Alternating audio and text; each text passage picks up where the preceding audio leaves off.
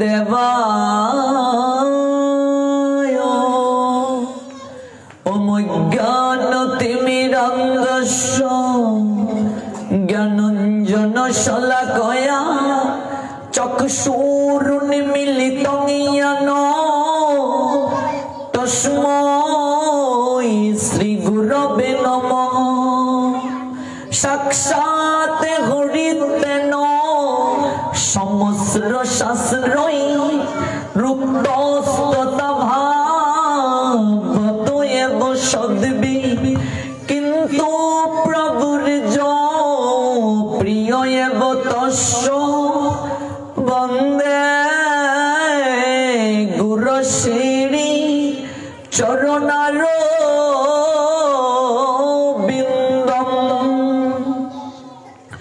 नमोऽमे विष्णुपादाय राधाप्रेषिताय भूतले श्रीमती भक्ति प्रपन्न जति स्वामिति नामिने नमो आचार्य पदाय धन्यभूषण मुकुटमने गुरु करुणामूर्तये क्षमाधुर्य शिरोमणे वन्दे वृंदावन गुरु कृष्ण कमललोचन वल्लभी वल्लभांगे देवं श्री राधा लिंगित विग्रहं वन्दे श्री कृष्ण चैतन्य नित्यानंद सहोदित गौरदये पुष्पवंत चितिर छन्दौ तमनुदौ अजानुलम्बित भुजौ कनकावदातौ संकीर्तनैकपितरौ कमलायताक्षौ विश्वम्भरौ द्विजवरौ जुगधर्मपालौ वन्दे प्रिय करुणावतारौ महाप्रसादे जननी सर्वसौभाग्यवर्धिनी आदिव्याधि हरा नित्यं तुलसी तंगे नमोस्तुते जयी छे राधा तुई छे बृंदा एके जे स्वरूप तथापि श्री बृंदावती हय रसकूपे जे तुम्हार शरणे लये तार बांछा पूर्ण हय कृपा करे करो तारे वृंदावनवासी तुमी बृंदा नामे धरो अघटने घटाइते पारो सिद्ध मंत्र दियाছেন তোমাকে पूर्णमासी सत्यते छिले तुमी अगो सत्यवती त्रेताये छिले तुमी अगो मालती दापराते छिले तुमी अगो बृंदा देवी अरे कलिते हले तुमी कृष्णेर प्रियसी बृंदावई तुलसी देवई प्रिया वही केशव सच कृष्ण भक्ति प्रदा देवी सत्यवती नम नम बृंदा कृपा हইলে হয়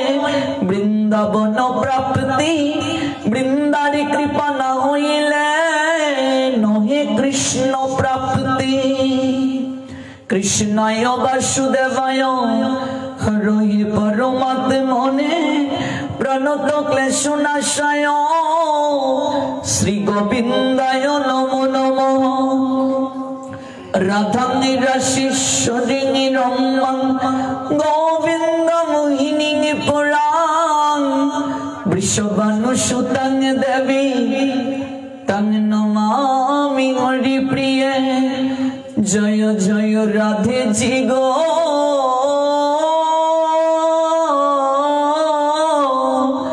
जय राधे श्याम।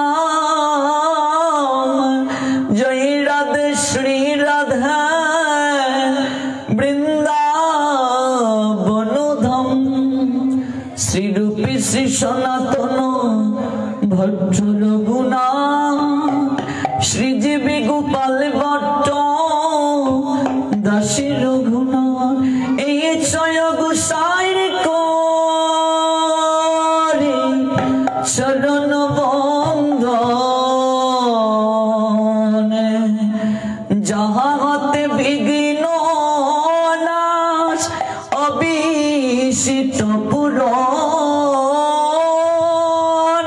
এই ছয় গোসাই করি চরণ বন্দন যাহা হইতে বিঘ্ন নাশ অবিষ্ট পুরাণ এই ছয় গোসাইর করি চরণ বন্দন যাহা হতে বিঘ্ন নাশ অবিষ্ট পুরাণ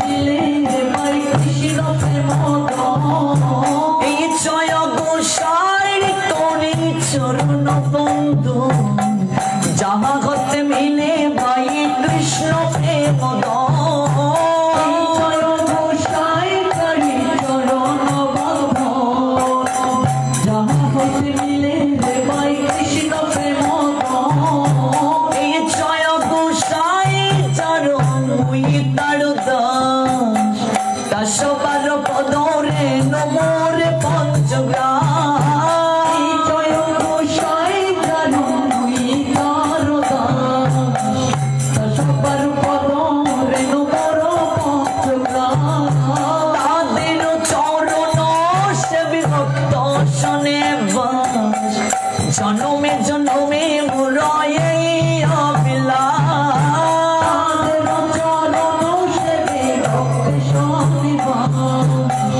জনমে জনমে মুরায়ে অবিলাস তাদের চরণ সেবি ভক্ত শোনে ভাস জনমে জনমে মুরায়ে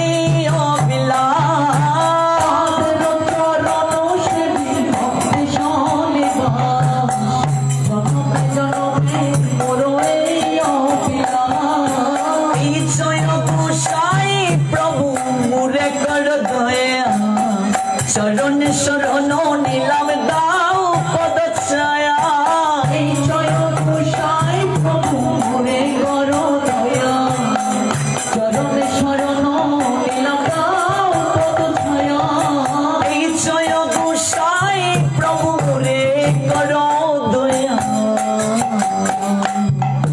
শরণ শরণ নীলাম দাও পদ ছায়া এই জয় গোসাই প্রভু মোরে করো দয়া চরণ শরণ নীলাম দাও পদ ছায়া এই জয় গোসাই জবে প্রচিকুলভাস রাধা কৃষ্ণ নিত্য লীলা করিলা প্রকাশ এই জয় গোসাই জবে হৃদয় করিলা বাস রাধা কৃষ্ণ নিত্য লীলা করিলা প্রকাশ এই জয় গোসাই জবে প্রচিকুলভাস রাধা কৃষ্ণ নিত্য লীলা করিলা প্রকাশ এই জয় গোসাই জবে হৃদয় করিলা বাস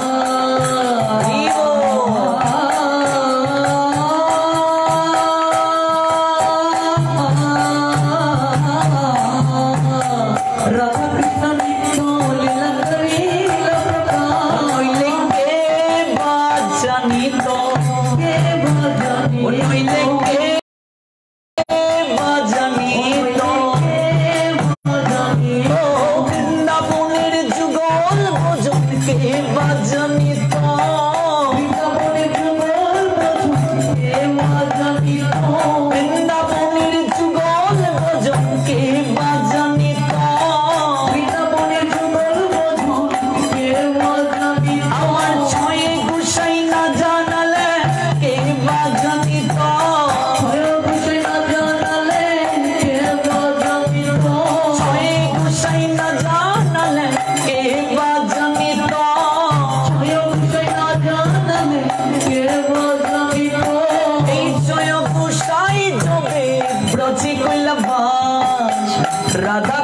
নিত্য লীলা করিলা প্রকাশ এই জয় গোসাই যাবে ব্রজে কইল বাস রাধা কৃষ্ণ নিত্য লীলা করিলা প্রকাশ এই জয় গোসাই যাবে ব্রজে কইলা বাস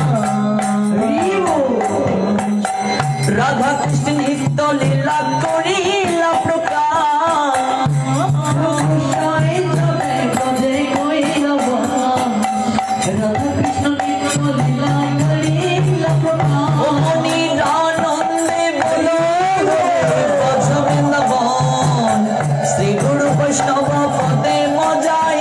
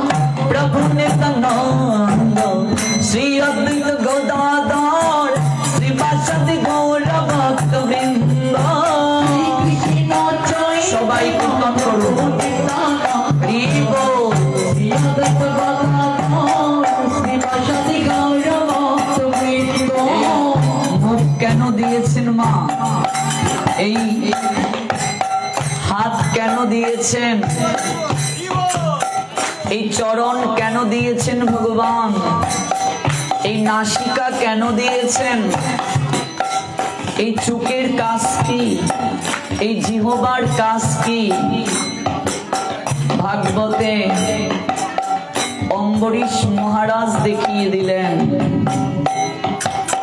এই হাতের কাজ হাতে তালি দিয়ে কীর্তন করা ভগবানের বিগ্রহের শৃঙ্গার করা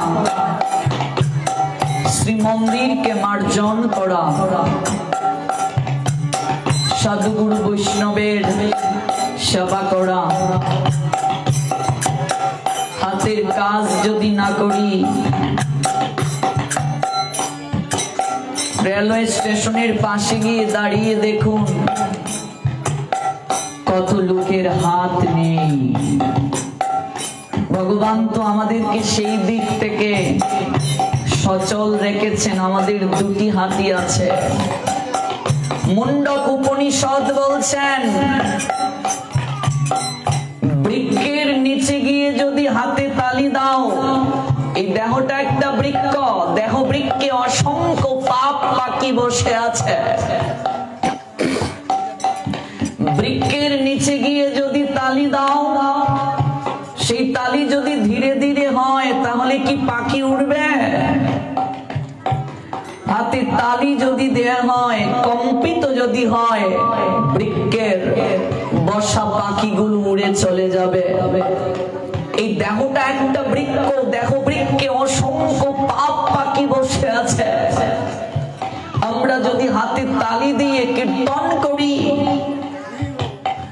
দেহ বৃক্ষের সমস্ত পাপ পাখি উড়ে চলে যাবে। মা, হাতে তালি দিয়ে কীর্তন করলে হাতের রেখা পরিবর্তন হয়। হাতে যদি খারাপ রেখা থাকে তোমার, হাতে তালি দিয়ে কীর্তন করলে হাতের রেখা পরিবর্তন হয়। এই জন্য শ্রীমন গৌর হরি, যিনি প্রেম পুরুষোত্তম ভগবান, তিনি কলিহত জীবকে বলেছেন দোষে পাছে মিলে সবে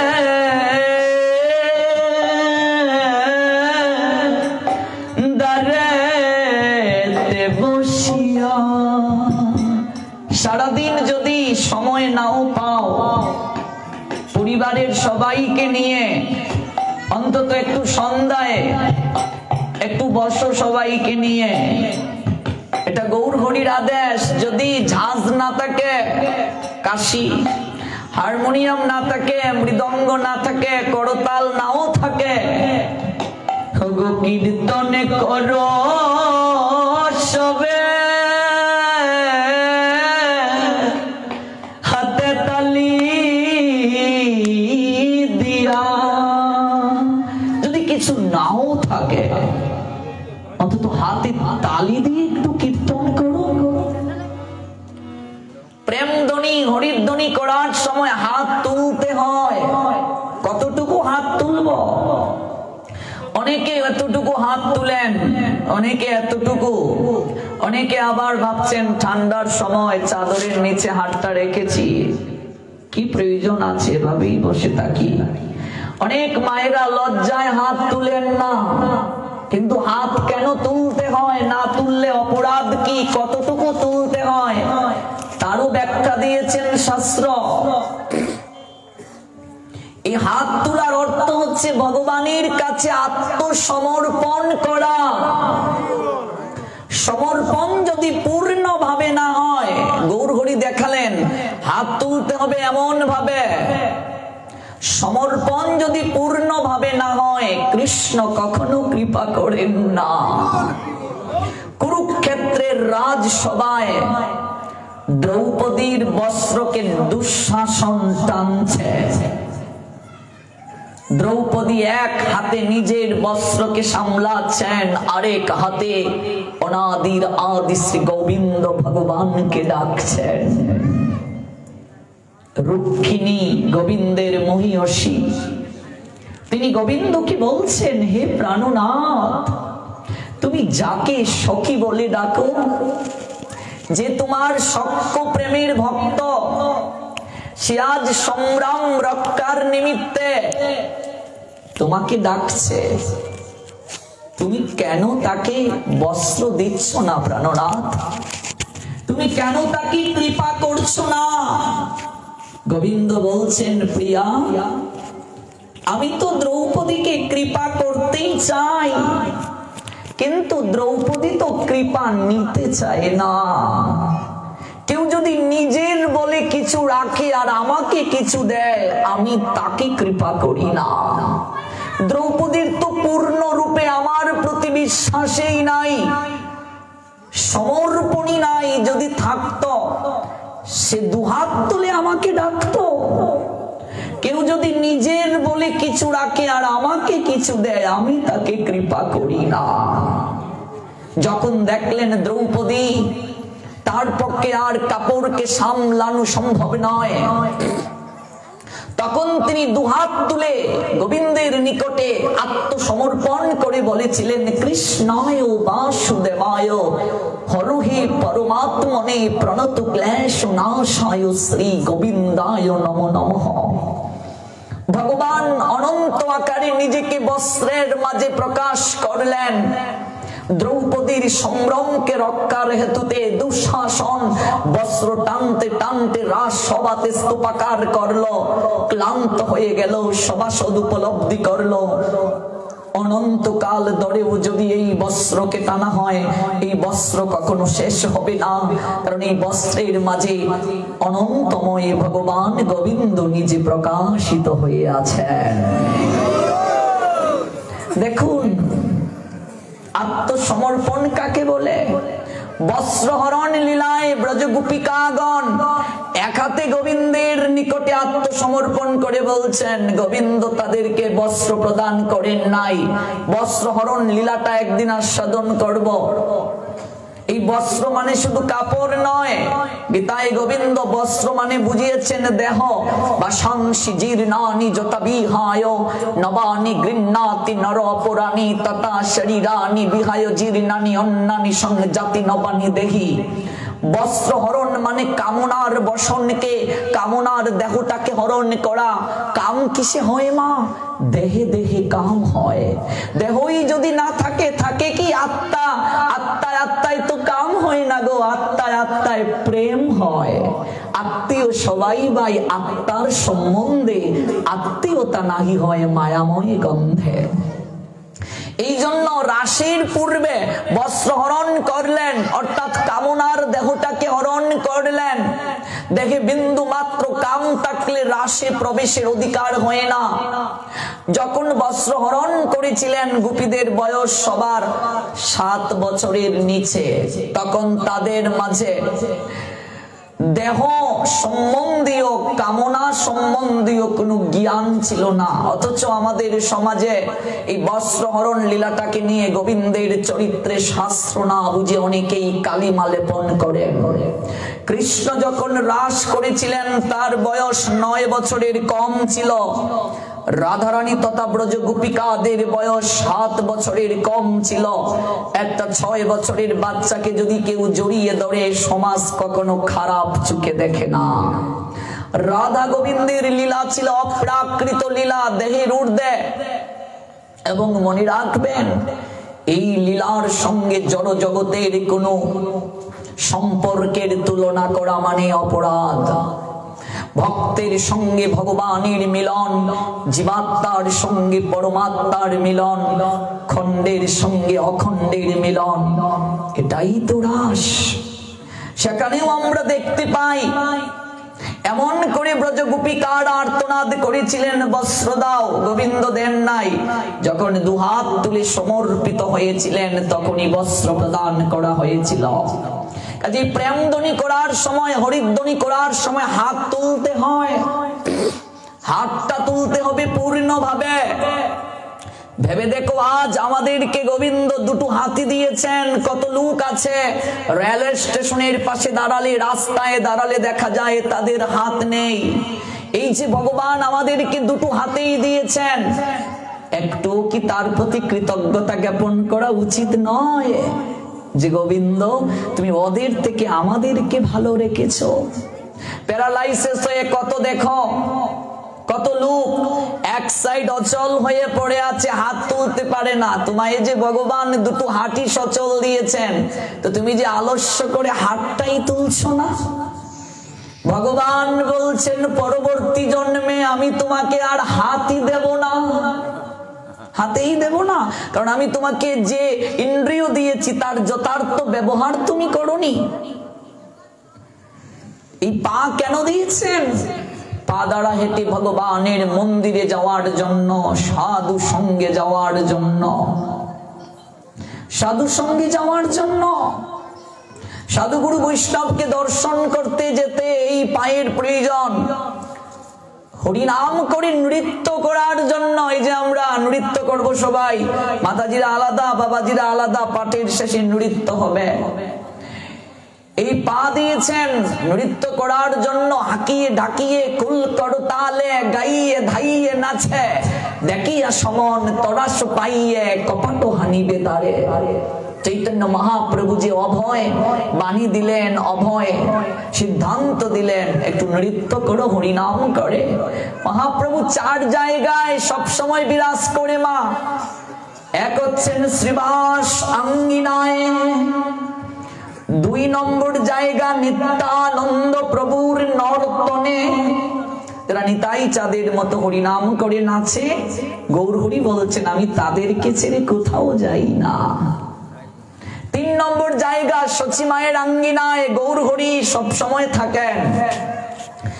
আর 4 নম্বর জায়গা হচ্ছে রাঘব পণ্ডিতের বাস ভবনে, যারা রাঘব পণ্ডিতের মতো সেবা করবে গৌর হরির, তাদেরকে ছেড়ে মহাপ্রভু কখনো যান না, ত্রাপি যান না।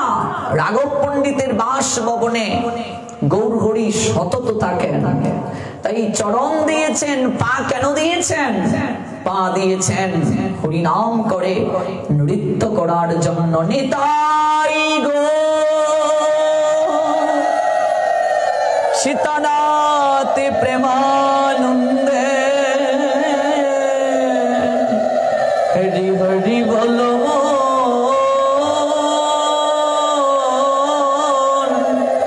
জয় জয় শ্রী রাধে শ্যাম। মুখ দিয়েছেন ভগবানের নামকে কীর্তন করার জন্য।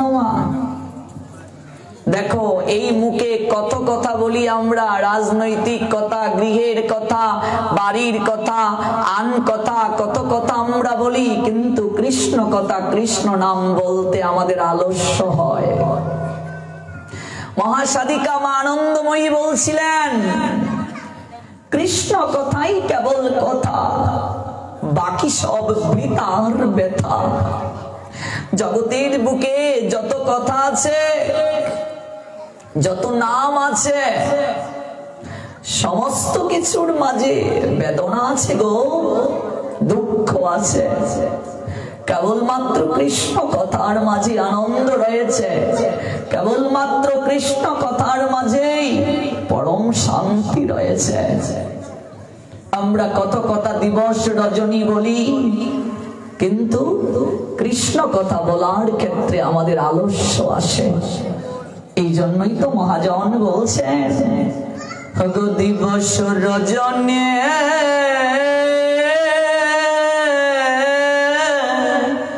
হাবুল তাবুল পচালো পারিতে পারো, তাহার ভিতরে কখনো কি গোবিন্দ বলিতে নারো। এক জায়গায় বসলে কত কথা আমরা বলি, গৃহের কথা, আন কথা, বাড়ির কথা, কত কথা বলি, কিন্তু গোবিন্দের কথা, কৃষ্ণ কথা বলতে আমাদের কত আলস্য। এই রসনা কৃষ্ণ প্রসাদ গ্রহণ করার জন্য প্রাপ্তি, মুখ প্রাপ্তি ভগবানের কথা বলার জন্য, জিহ্বা প্রাপ্তি ভগবানের অপ্রাকৃত প্রসাদ গ্রহণের জন্য, কিন্তু কত অকাদ্য গ্রহণ করছি আমরা, জিহ্বার সদ্ব্যবহার করছি না।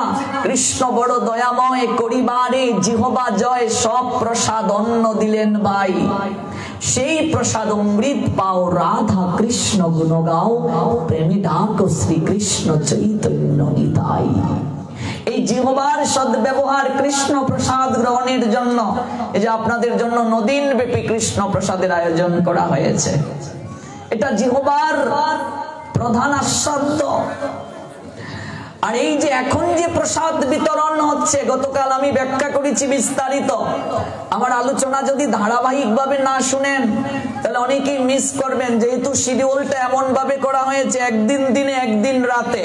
এবার দিনে যারা আসবে রাতেরটা মিস করবে, কারণ আমি রাতে গতকাল যে জায়গায় শেষ করেছি আজকে এই জায়গা থেকে আবার শুরু করব। তাহলে আগের প্রোগ্রাম যারা শুনেন নাই তাদের তো অসুবিধা হবে, কারণ আমার প্রবচনগুলো ধারাবাহিকভাবে হয়, অর্থাৎ যে জায়গায় শেষ হবে এই জায়গা থেকে শুরু হবে। এবার আজকে যারা দিনে শুনে যাচ্ছেন যদি কালকে রাতে না আসেন তাহলে তো এর পরের দিন যদি আবার দিনে আসেন তাহলে মিস হবে, মানে ধারাবাহিক খুঁজে পাবেন না। এই জন্য প্রত্যেকটা অনুষ্ঠানেই শুনতে হবে, নইলে ধারাবাহিক ভাবে বুঝবেন না। এই জিহ্বার মূল আহার্য কি? কৃষ্ণ প্রসাদ। সব প্রসাদ অন্ন দিলেন ভাই, সেই অন্ন অমৃত পাও, রাধা কৃষ্ণ গুণ গাও, প্রেমী ডাকো শ্রীকৃষ্ণ চৈতন্য নিতাই। আমরা যেমন খাবার গ্রহণ করব আমাদের মন সেরকম হবে, আমাদের মন যেরকম হবে বুদ্ধি সেরকম হবে, বুদ্ধি যেরকম হবে লয় সেরকম হবে, লয় যেরকম হবে প্রাপ্তিটাও সেরকম হবে। এই জন্য কৃষ্ণ প্রসাদ গ্রহণের উদ্দেশ্য হচ্ছে আমাদের চেতনা শুদ্ধি। দেখুন দুটোর আয়োজন, প্রথমে কি আত্মার প্রসাদ, এই যে গতকাল আমরা এটা আলোচনা করেছি, আত্মার খাবার, আত্মা মাছ মাংস খায় না, নিরামিষ খায় না, আত্মার খাবার কৃষ্ণ কথা হরিনাম। এই যে আত্মার খাবার এখন গ্রহণ করছি, তারপর আমরা দেহের প্রসাদ গ্রহণ করব। এই দুটো দরকার। প্রথমে আত্মার প্রসাদ, আমরা তো ঘুম থেকে উঠেই পেটায় নম মানে পেটের পূজা নিয়ে ব্যস্ত। ঘুম থেকে উঠে তোমার দায়িত্ব কি, নিত্য কর্মটা কি, এগুলো নিয়ে আলোচনা হবে ধারাবাহিক ভাবে। একটা ধার্মিক মুসলমানকে জিজ্ঞেস করে দেখো যে তোমার নিত্য কর্ম কি, ঘুম থেকে উঠার পর রাত্রে ঘুমানোর পূর্ব পর্যন্ত বলে দেবে। 100 হিন্দু ছেলে মেয়েকে জিজ্ঞেস করুন তোমার নিত্য কর্ম কি, ঘুম থেকে উঠে রাত্রে ঘুমানোর পূর্ব পর্যন্ত তোমার শাস্ত্রানুযায়ী কাজ কি, 99.5 জনই আমরা বলতে পারি না। তাহলে জানবো কি করে? জানতে গেলে তো সাধু সঙ্গে আসতে হবে। এই যে এত বিশাল একটা অনুষ্ঠানের আয়োজন করেছেন আয়োজনকারী ভক্তরা, কোন দিন কোন প্রসাদ দেওয়া হবে সেটারও একটা রুটিন দেওয়া হয়েছে, কোন দিন কি প্রসাদ গ্রহণ হবে। এই জন্য এই অনুষ্ঠান সার্থক হবে যখন আমরা নিয়মিত আসব। দেখুন ভোরবেলা আরতি হচ্ছে, মধ্যাহ্নকালীন সময়ে আরতি হলো, সন্ধ্যাবেলা আরতি হচ্ছে, এবং শুধু এই নয়, ভক্তদের জন্য আমরা সারাদিন ব্যাপী কৃষ্ণ কথার আয়োজন করার সিদ্ধান্ত নিয়েছি। আপনারা আসলে শুধু যে সকাল সন্ধ্যা পাঠ সেটা নয়, সারাদিন ব্যাপী পাঠ হবে। এখানে বাংলাদেশের বিভিন্ন জায়গা থেকে ভক্তরা আসছেন, সবাই হরি কথা বলতে পারেন, কাজে আমরা একটা জানার সুযোগ পেয়েছি। এই সুযোগটা যেন আমরা মিস না করি। এই 9 দিন ব্যাপী যারা এই কথা শ্রবণের জন্য আসবেন, রেগুলার যারা শ্রবণ করবেন, আমি বিশ্বাস করি আপনিও অনুভূতিতে আনবেন, আপনি উপলব্ধি করতে পারবেন একজন সনাতনী হিন্দু হিসেবে আপনার দায়িত্ব কি, আপনার রুটিন কি। জেনে রাখলে তো করতে পারবো, যদি নাই জানি পালন করব কি করে? মা আজকে পালন যদি করতে নাও পারি, কিন্তু আমরা যদি জেনে রাখি আজ না হয় কাল তো পালন করতে পারবো, কিন্তু যদি নাই জানি তাহলে পালন করব কি করে? জানার জন্যই তো এই আয়োজন। এই জন্য ঠিক সময়ে আসতে হবে। আমাদের সিলেট অঞ্চলের মানুষের একটা রীতি হয়ে গেছে, যেহেতু আমি সিলেটি ফুয়া, এর লাগে এটা আমার বাড়ি, এখানে এই কথা খাওয়ান আমার কোনো সমস্যা নাই। আমরা খাইবার সময় হলেই অনুষ্ঠানে আই, হরিকথার সময় মানুষ নাই, খাওয়ানোর সময় মানুষের অভাব নাই। এটা কিন্তু আপনাদেরকে কষ্ট দিয়ে কথা বলছি না।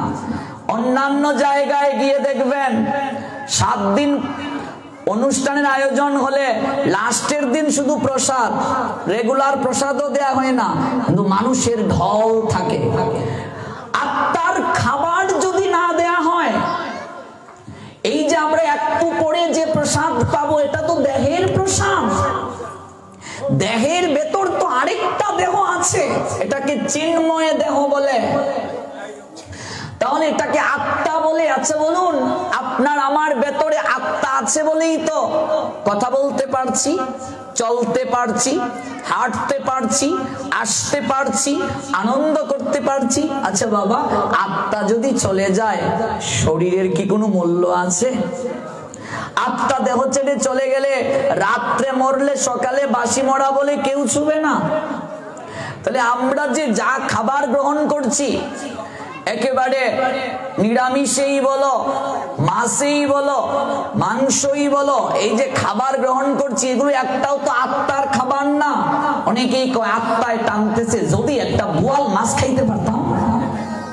অনেকেই কয় আত্মায় টানতেছে, কচি কচি লাউ পাতা দিয়ে যদি হিদল ভর্তা খাইতে পারতাম। এক জায়গায় ফাটে গেছি, গর্ভবতী এক মহিলা তার শাশুড়ি রেখো, ও মা আমার না আত্মায় টানতেছে, একটি কচি কচি লাউ পাতা দিয়ে যদি হিদল ভর্তা খাইতে পারতাম। এবার শাশুড়ি গিয়া কইতেছে তার স্বামীর, যাও না একটু বাজারে গিয়া দেখো কচি কচি লাউ পাতা পাও কিনা, আমার বউটা ফুয়াতি তার আত্মায় টানতেছে হিদল ভর্তা খাইতো। এবার বাজারে গিয়ে আর লাউ পাতা পাইছে না। তোমার আক্কেল বুদ্ধি নাই, এই বাজারে না পাইছো আরেক বাজারে গিয়া খুঁজবা, বউটা গর্ভবতী তার আত্মায় টানতেছে লাউ পাতা দিয়ে হিদল ভর্তা খাইতো। এবার ভগবান বললেন আত্মার কোনো খাবার নাই। আত্মাকে অস্ত্রের দ্বারা কাটা যায় না, আগুনে পুরানো যায় না, জলে ভেজানো যায় না, হাওয়াতে শুকানো যায় না। নয়নম ছিন্দন্তি শস্ত্রাণি নয়নম দহতি পাবক ন চয়নম ক্লাদন্তি আপন সুশৌতি মারুত অচ্ছেদ্য অয়ম অদাহ্য অয়ম অক্লাদ্য অশুষ্যবচ নিত্য সর্বগত স্থানু অচল অয়ম সনাতন। আত্মাকে অস্ত্রের দ্বারা কাটা যায় না, আগুনে পুরানো যায় না, জলে ভেজানো যায় না, হাওয়াতে শুকানো যায় না। আত্মা অচ্ছেদ্য, আত্মা অদাহ্য, আত্মা অক্লাদ্য, আত্মা অশুষ্য। দেহের যদি বিনাশ হয়, আউট অফ সোল না existence body, out of soul the soul extends to other body, out of soul conjunct body, but the soul alternate lessons, the soul alternate bargaining, out of soul the soul extends to other body, but body conjunct time to time. আত্মার কখনো বিনাশ নেই, দেহটার কেবল বিনাশ হয়। আত্মা সত্য, আত্মা চিরন্তন, আত্মা ছিল, আত্মা আছে, আত্মা থাকবে। আত্মা মাছ মাংস নিরামিষ কিচ্ছু খায় না। তাহলে অনেকেই যে কয় আত্মায় টানতেছে বোয়াল মাছ খাইতো, আত্মা কয় প্রকার জানতে হবে। পরমাত্মা, জীবাত্মা, আত্মা, আত্মারামাত্মা, ভূতেশ্বর। যার এইরকম টানে তার মাঝে ভূত আত্মা প্রবল। চেতনা শুদ্ধির জন্য এই জন্যই তো প্রসাদ গ্রহণ প্রয়োজন। আত্মার খাবার কি? আত্মার খাবার কেবল কৃষ্ণ কথা। জয় জয় শ্রী রাধে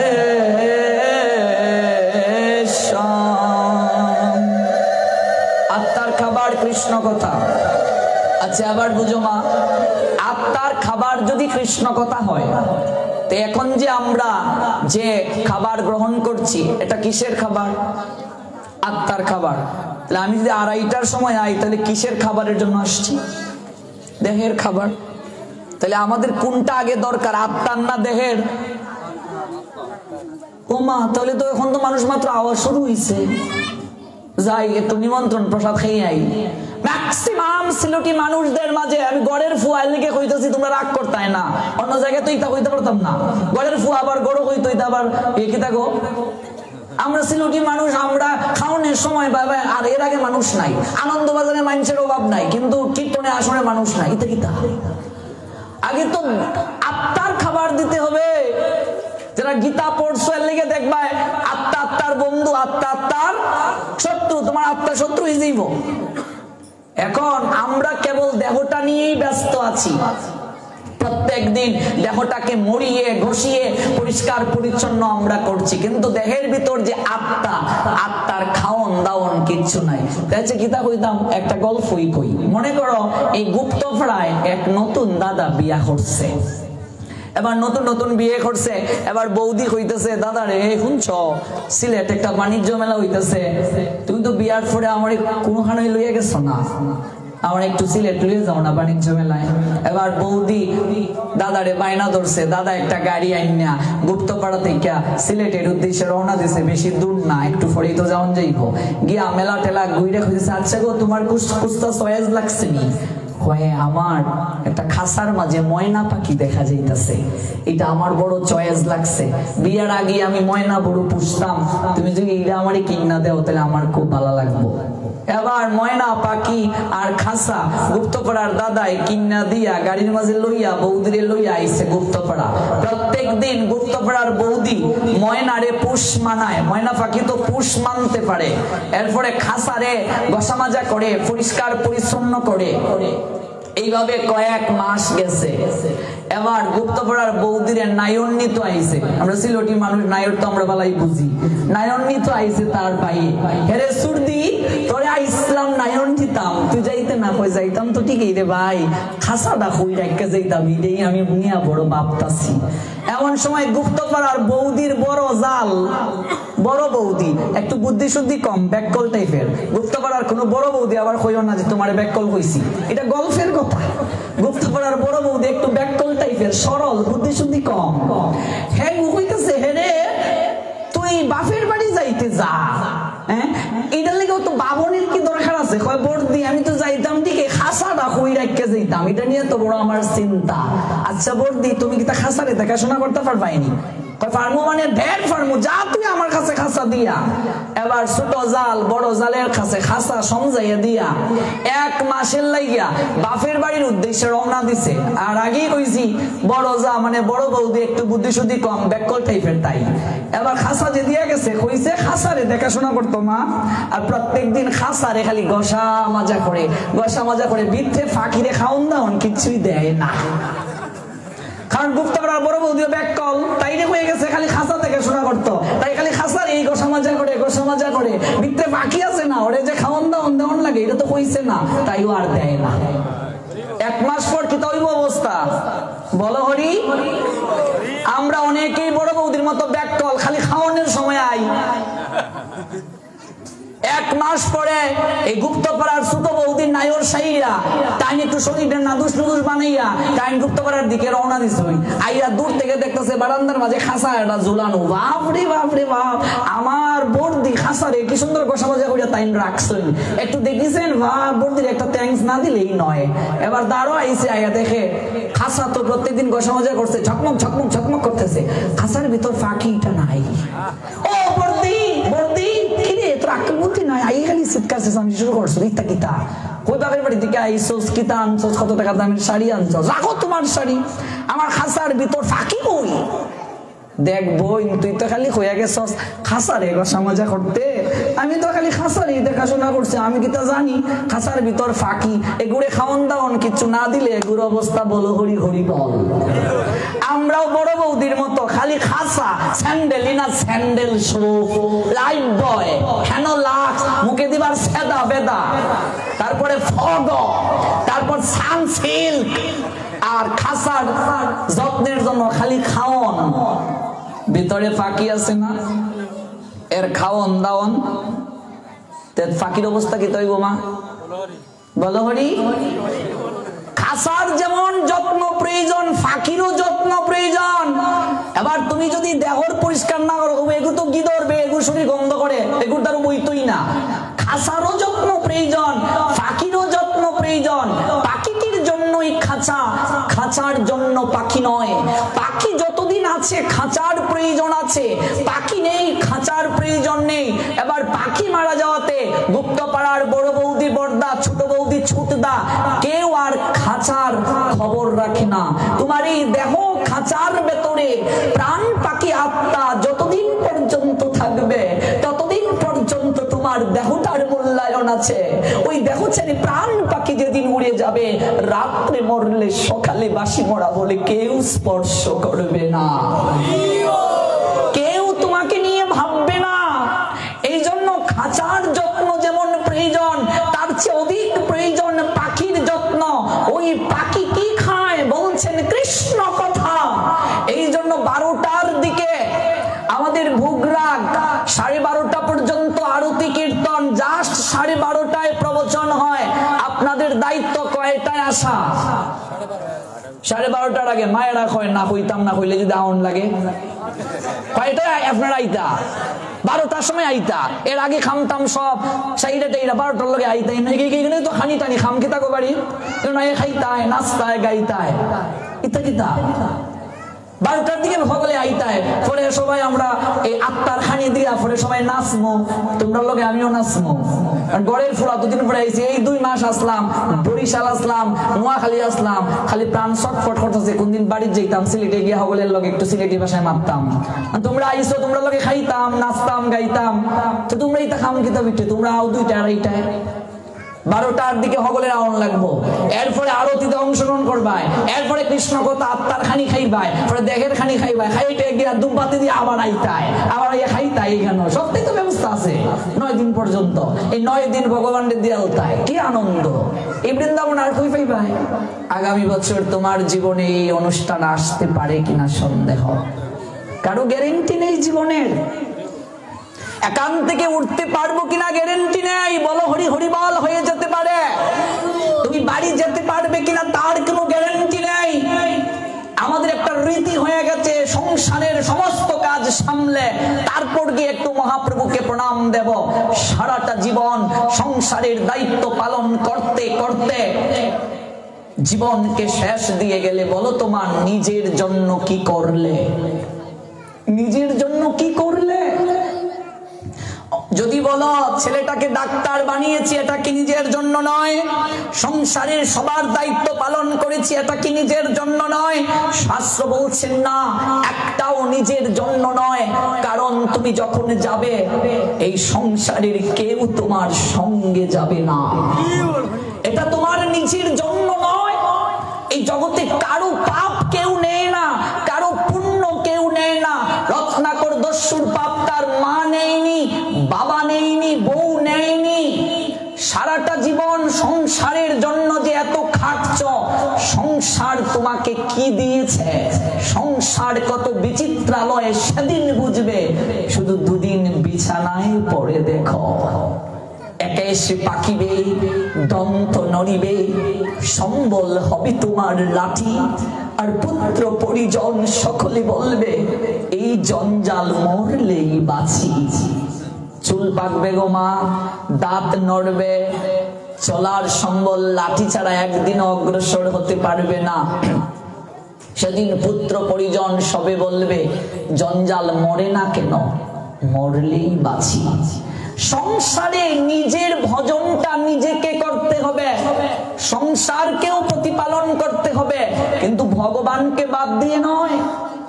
সংসার কাঁঠালের নিয়ায়, তুমি যদি কাঁঠাল ভাঙতে চাও, আমরা সিলেটি ভাষায় আতো একটু তেল মাখিলাও, তেল না মাখলে তো কষ্ট লাগবেই। কৃষ্ণ নামের একটু তেল মেখে নাও শরীরে, সংসারের কষ্ট কখনো এত তোমার শরীরে লাগবে না। কৃষ্ণ নামের তেল মেখে নাও, নইলে তো কাঁঠালের কষ লাগবে। সংসার কাঁঠালের কষ। বাইম মাছ তো আমরা বলেই চিনি, গুতুম মাছ চিনি সিলেটি মানুষেরা। ফেকের মাঝে বাইম থাকে, গুতুম থাকে, বাইম গুতুমের মাঝে ফেক লাগেনি গো মা। সংসারে এইভাবে থাকো। জলের মাঝে নৌকা থাকে, কোনো সমস্যা নাই, জলের মাঝে তো নৌকা ভাইসাই থাকে, কিন্তু নৌকার মাঝে জল যদি ডুকি যায় অবস্থা কি তা? নৌকা জলের মাঝে ডুবি যায়। সংসারে থাকো, সংসারটারে ভিতরে ঢুকাইও না। সংসারকে যদি ভিতরে ঢুকাও তুমিও সংসার সমুদ্রে ডুবে যাবে। আমরা এমন অবস্থায় আছি, সংসারকে ভেতরে প্রবেশ করিয়ে ফেলেছি। যতদিন সংসারে থাকবে দায়িত্ব শেষ হবে না। এক মাসিরে আমি কইছি অগো মাসি, সপ্তাহে একটা দিন শুক্রবার, একটা দিন তো আইতে পারো মন্দিরে। কয় বাবা রে, আগামী ফাল্গুনে আমার ফুয়ার বিয়া, ফুয়ারে বিয়া করাইয়া তারপরে এক শুক্রবারও মিস হইতো না, প্রত্যেক শুক্রবারে গীতা পাঠ আইমু। এবার ফুয়ারে ফাল্গুনে গোটা করাইয়া বিয়া, জ্যৈষ্ঠে আবার দেখা। গীতা গো মাসি, তোমার ফুয়ারে তো গোটা করাইয়া বিয়া দিছ শুনলাম, আও না কেন গীতা পাঠে? কয় বাবা রে, ইচ্ছা আসলো শাশুড়ি হইমু, বৌমার হাতে সংসার বুঝাইয়া দিয়া ধর্মকর্ম করমু। বাবা রে, কলির যুগ হইয়া গেছি নতুন বউ, নতুন বউ হয়ে গেছি গা। জীবনে আর সাধু সঙ্গ করা হইল না। যারা মনে করতেছো একটু বয়স হোক তারপর ভগবানকে ডাকবো, কোনদিন সম্ভব নয়। বয়স হয়ে গেলে তোমাকে দেখাশোনা করার জন্য আরেকটা মানুষের দরকার, তোমার সেবা করণের জন্য আরেকটা মানুষের দরকার। তুমি কি করে ভগবানের সেবা করবে? সরকারি চাকরিজীবী যারা 59 বছর বয়সে সরকার চাকরি থেকে অবসর দিয়ে দেয়, বসে বসে কয়েক টাকা ভাতা দেয়, কারণ আমি ইনভ্যালিড হয়ে গেছি। বৃদ্ধা বয়সে শাশুড়ি বৌমার হাতে চাবি দিয়ে বলে আমার পক্ষে সংসার সামলানো সম্ভব নয়, তুমি যেভাবে পারো সংসারকে সামলাও, কারণ মা ইনভ্যালিড হয়ে গেছেন। সরকার 59 বছর বয়সে চাকরি থেকে অবসর দিয়ে বসে বসে কয়েক টাকা ভাতা দিচ্ছে খাওয়ার জন্য। সংসারে অবসর দিয়ে বৌমার হাতে চাবি দিয়ে অবসর নিলাম, আর ছেলেকে বলি আমার কাছে টাকা এনে রাখিস না, কোথায় রাখি মনে থাকে না। যে সময়ে সংসার আমাকে অবসর দিল, সরকার অবসর দিল, আর এই অবসর সময়টা আমরা ভগবানকে ভজন করার জন্য রেখে দেই। আমরা কতটা মূর্খ ভেবে দেখো বাবা। যে বয়সে নিজেই চলতে পারি না, যৌবন শক্তি হারিয়ে সংসারে দায়িত্ব পালন করতে করতে যখন সংসারে মূল্যহীন অপদার্থ, তখন এসে গোবিন্দের চরণে মাথা টেকাই, ঠাকুর তুমি ছাড়া আমার আর কেউ নাই। ভগবান হয়তো মৃদু মৃদু হাসেন, ওরে যেদিন তোর শরীরে শক্তি ছিল সেই দিন তো শুধু বলেছিলে সময় নাই সময় নাই, আজকে তোকেও দেখার আমার সময় নাই, সময় নাই। ওমা তোমার সন্তানকে খেলনা দিয়েছো, বলছো একটু খেলা কর তারপর কুলে নেব। তোমার ছেলে বারবার বলছে ওমা কুলে উঠবো, তুমি ধমক দিয়ে বলছো বলছি না খেলা করতে, হাতের কাজটা সেরে তারপরে সে তোকে কুলে নেব। আবার তোমার ছেলে কাঁদতে শুরু করেছে, তখন তুমি কি করবে? হাতের কাজ শীঘ্র ফেলে সন্তানকে এসে কুলে নেবে। বাবা এই তোকে কুলে নিচ্ছি, কান্না করিস না। তুমি ভগবানের জন্য কাঁদবে না, তাকে ডাকবে না, আর তোমাকে ভগবান কুলে করে উদ্ধার করবে? প্রশ্ন উঠে না, প্রশ্ন উঠে না। কান্দে ফুতেও দুধ পায়, সিলোটি কথা। ফুয়া খাতো না আর তুমি তারে দুধ দিবা, তাকে তো এত সহজ নেই। ভগবানকে ডাকতাম না, কুস্তাই করতাম না, ভগবান আমার উদ্ধার করিলেই উনি? কখনো নয়, কদাপি নয়, সম্ভবই নয়। তখনই ভগবান আমাকে উদ্ধার করবেন যখন ভগবত চরণে মতি থাকবে, রতি থাকবে। এই জন্য যে প্রসঙ্গের সূত্র ধরে এত দূর পর্যন্ত গেলাম, এই জিহ্বার কাজ হচ্ছে কৃষ্ণ প্রসাদ গ্রহণ করা। এটাও দেহের খাবার। দেহের খাবারটা কখন? আগে আত্মার খাবার, তারপর দেহের খাবার। এই জন্য চেষ্টা করবেন 12টার আগে সকালের সব কাজ শেষ করে 12টায় এসে ওই গোবিন্দের ভোগ আরতি দর্শন করতে। ভোগ আরতি দর্শন করলে অনেক কৃপা হয়। জাস্ট 12:30টায় প্রবচনে বসবেন, হরি কথা কৃষ্ণ কথা আত্মাকে খাবার দিয়ে তারপর দেহের খাবার প্রসাদ গ্রহণ করে বাড়ি ফিরে যাবেন। এই 8টা দিন একটা রুটিন করে নিন। একটা দিন তো চলেই গেল, এই দিনগুলো ভগবানের জন্য ডেডিকেট করেন। কত জন্মের সৌভাগ্য থাকলে এমন একটা অনুষ্ঠানের আয়োজন করা যায়। ওনারা এত কষ্ট করে আয়োজন করেছেন, আর আমরা এটার সুফল যদি ভোগ না করি, আমরা যদি এটাকে গ্রহণ না করি, আমাদের মতো দুর্ভাগা আর কেউ হতে পারে না। আর কেউ দুর্ভাগা নেই আমাদের মতো। হাজার হাজার ভক্তের সমাগম হয়, যারা আমাকে ফেসবুকে দেখেন অন্যান্য জেলায়।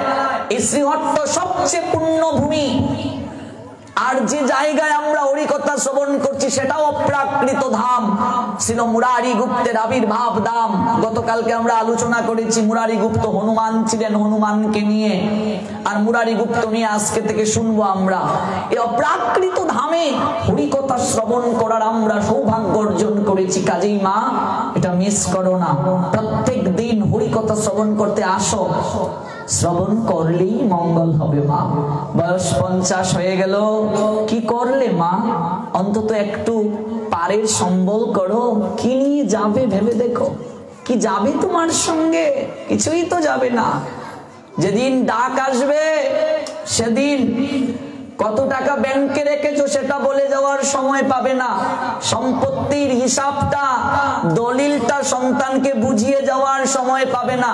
ম্যাক্সিমাম মানুষদের একটা ধারণা হয়ে গেছে যে হরিনাম করার সময়, কিতারে আমার কিতা মরার সময় গেছিনি হরিনাম করতাম। বাবার কুলে কইরা ফুয়া যাইতেছে, ফুয়ার বাপ যাইতেছে, একগু মরছে, হেগুড়ে লইয়া যাইতেছে স্কন্দের মাঝে কীর্তন কীর্তন কইরা। ফুয়া এদিকে তার বাপ রে কয়, ও বাবা ইতা হগলে কিতা করে গো? কয়টা হগলে গান গাইল কীর্তন হইল। হয়তে হগলে কীর্তন হয়, যেগু ঘুমাইয়া আছে এগুখানে কীর্তন হয় না। এগু কি করে কীর্তন করবো? এগু তো মরি গেছে, যে মরি গেছে এগু তো কীর্তন কইতে পারে না। কই বাবা সকলে এই কীর্তন করে, এগু ঘুমাইয়া আছে এগু কীর্তন করে না, এগু মরি গেছে। মরে গেলে তো কেউ কীর্তন করতে পারে না। আচ্ছা বাবা তোমারে তো একদিনও হরি নাম করতে দেখছি না, তুমিও কি তা মইরা গেছো নি? তোমাকে তো একদিনও হরি নাম করতে দেখিনি, তুমিও কি মরে গেছো? আমরা জীবিত থাকতেও হগলে মরার দলে। ম্যাক্সিমাম হিন্দুদের মাঝে ধারণা সাধন ভজন এখন করার সময় হয়নি, হরিনাম এখন করার সময় হয়নি, একটু বয়স হোক তারপর ভগবানকে ডাকবো। এই জায়গাটাতেই তো আমাদের মূর্খতা। 8 বছর বয়স থেকে ভজন শুরু করতে হয়। বয়স যখন 8 হয়ে যাবে তখনই কণ্ঠে তুলসীর মালা দেওয়ার কথা বলেছেন, একাদশী ব্রত শুরু করার কথা বলেছেন, তত্ত্বদ্রষ্টা সৎ গুরুদেবের চরণাশ্রয় করার কথা বলেছেন। ভেবে দেখো মা, 8 বছর বয়স থেকে যদি 4 মালা করে জপ করতে, 4 মালা জপ করতে মাত্র 30 মিনিট সময় লাগে। আজকে তুমি 50 বছর বয়সে এসে কত নাম কত পারের করি এই ব্যাংকে জমা রাখতে পারতে। ভেবে দেখো, সংসার করছো সময় পাও না, 4 মালা করেই যদি করতে, 24 ঘন্টার মাঝে যদি 30 মিনিট ভগবানকে না দাও, তোমাকে দেখার কি ভগবানের সময় থাকবে? অনেকেই বলে আর যাই করি না জীবনে তুমি কিচ্ছু করতাই না, আর মরার সময় ভগবানের নাম নিয়ে তুমি উদ্ধার হয়ে যাবে। আমার নিজের চৌকে দেখা এক আটার ব্যবসায়ী, সারাদিন আটা বেচে, দুপুর বেলা ঘুমাইছে, ঘুমাইয়া ঘুমাইয়া খায় 10 কেজি আটা দে, 10 কেজি আটা দে। কথা চিন্তা করবো ভগবান যে গীতায় কইছেন যে যে বাপ নিয়ে মরবে পরের জন্মে এই বাপ নিয়ে তারা আওয়ান লাগবে। ভরত মহারাজ হরিণের বাচ্চার কথা চিন্তা করে মরছে, পরবর্তী জন্মে হরিণ হয়ে জন্ম নিছে। এই লোকটা তো আটার বস্তা বেচার লেগে আবার জন্ম নেওয়ান লাগবো। তো জীবনে তুমি হরিনাম করতাই না, কিচ্ছুই করতাই না, মরার সময় তোমার হরিনাম আইব? তুমি যদি জীবন দশায় বিষয়ের চিন্তা করো, মরার সময় তো বিষয়ের চিন্তাই আইব তোমার মাঝে। এই জন্যই তো গীতায় একটা যুগের নাম দিয়েছেন অভ্যাস যুগ। 18 অধ্যায়ের মাঝে একটা অধ্যায় অভ্যাস যুগ, অর্থাৎ তুমি অভ্যাস করো। 8 বছর বয়স থেকে যদি 4 মালা করে জপ করতাম কত জমা হতো ভেবে দেখো। ব্যাংকে যদি টাকা থাকে, একটা রোগ হলেও আমাদের মাঝে একটা শক্তি থাকে, অন্তত বিদেশে গিয়ে উন্নত চিকিৎসা করাতে পারবো। তারপর যদি মারা যায় আমাদের একটা বল আছে বা একটা সান্ত্বনা দেখিয়ে তো দিয়েছি, হয়তো আয়ু নেই। এই হৃদয়ে ব্যাংকে যত বেশি পারের করি জমা থাকবে মা, তত বেশি তোমার শক্তি থাকবে। ভেবে দেখো, এই জগতের কোনো কিছুই তোমার পারের সম্বল নয়। আজকে বর্ডার পার হলে ওই পারে গেলেই এই দেশের টাকা ইন্ডিয়াতে চলে না, আর তোমার এই জগতের করি কি করে তোমার ওই জায়গায় তোমাকে পরিত্রাণ করবে, পারাপার করবে? এই কৃষ্ণ নাম, এটা পারের সম্বল। যদি সংসারের সব কাজ শেষ করে তারপর প্রসাদের সময়ে যাব, এইরকম চিন্তা বাদ দিতে হবে। শুধু আজকের এই অনুষ্ঠানের জন্য নয়, সব জায়গায় যেখানেই হরিনাম হবে, যেখানেই হরিকথা হবে, আমাদের ভাগবত বলছেন শুরু হওয়ার 30 মিনিট পূর্বে সে আসনে বসতে হয় যদি পূর্ণ কৃপা পেতে চাই। তারপর কৃষ্ণ কথা আত্মার প্রসাদ গ্রহণ করে দেহের প্রসাদ নিয়ে যাব। এটা আমাদের সিলেটি মানুষের একটা রীতি হয়ে গেছে। আমি এতদিন আমাদের এলাকাতে হরিবাসরে ছোটবেলা থেকে মার সঙ্গে গিয়েছি, ম্যাক্সিমাম মানুষরা ওই 1:30 2টায় প্রসাদ খাওয়ানোর সময় লড়ে, শেফালির মা একটু যাই একটু প্রসাদ খাই আই। কোথায় যাব আমরা, কোন জায়গায় যাব? কষ্ট নিও না মা, গড়ের ফুলা হইততেই আবার ডর কি থাকো, আমি তো তোমরা হইতাম আর কইলে তো রাগ করবা, গড়ের ফুলা কইলে রাগ নাই। এই থেকে প্রসাদ খাওয়ার সময় এই সময় ল একটু যাই। কৃষ্ণ প্রসাদ এটা আত্মার খাবার। প্রথমে আত্মার প্রসাদ গ্রহণ করতে হবে, যেটা আমার কল্যাণ হবে। ভজনের যে পন্থা রয়েছে 64টা অঙ্গ ভক্তি লাভের, তন্মধ্যে শ্রেষ্ঠ হচ্ছে শ্রবণাক্ষ ভক্তি। শ্রবণ করলেই মঙ্গল। আত্মার প্রসাদ কৃষ্ণ কথা, আত্মার কোনো কিছু গ্রহণ করে না, তারপর দেহের প্রসাদ। এই জন্য প্রত্যেককে অনুরোধ, আপনারা দুপুর 12টায় আসার চেষ্টা করবেন, জাস্ট টাইম। তারপর আরতি দর্শন করে কৃষ্ণ কথা শ্রবণ মনন কীর্তন করে তারপর প্রসাদ গ্রহণ করে যাবেন। এইভাবে 8টা দিন আসুন, দেখবেন আপনাদের জীবন পরিবর্তন হয়ে যাবে। রাতে প্রবচন শুরু হয় 7টা থেকে আছে, আমাদের অনেক ভক্ত আছে। সন্ধ্যায় আরতি কীর্তন আছে, সন্ধ্যা 7টা থেকে আরেকজন আলোচক আছেন।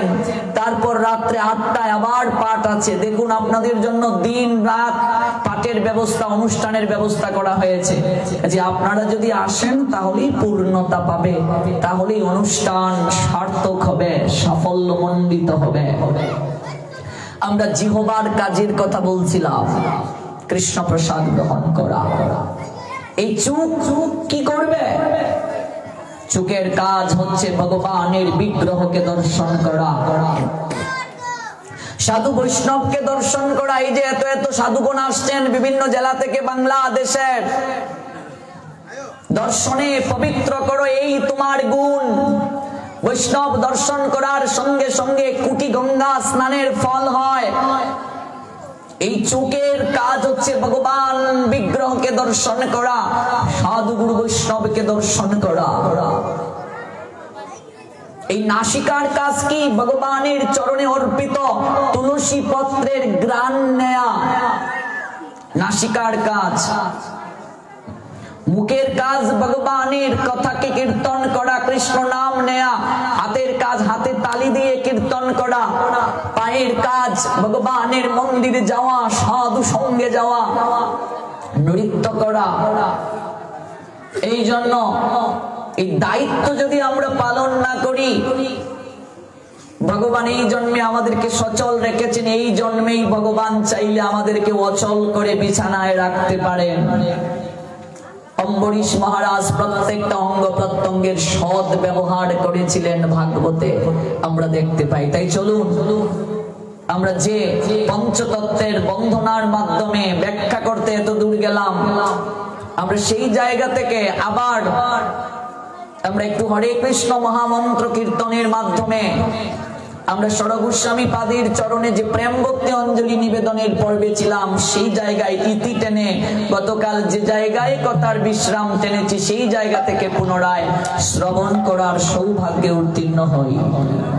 হরে কৃষ্ণ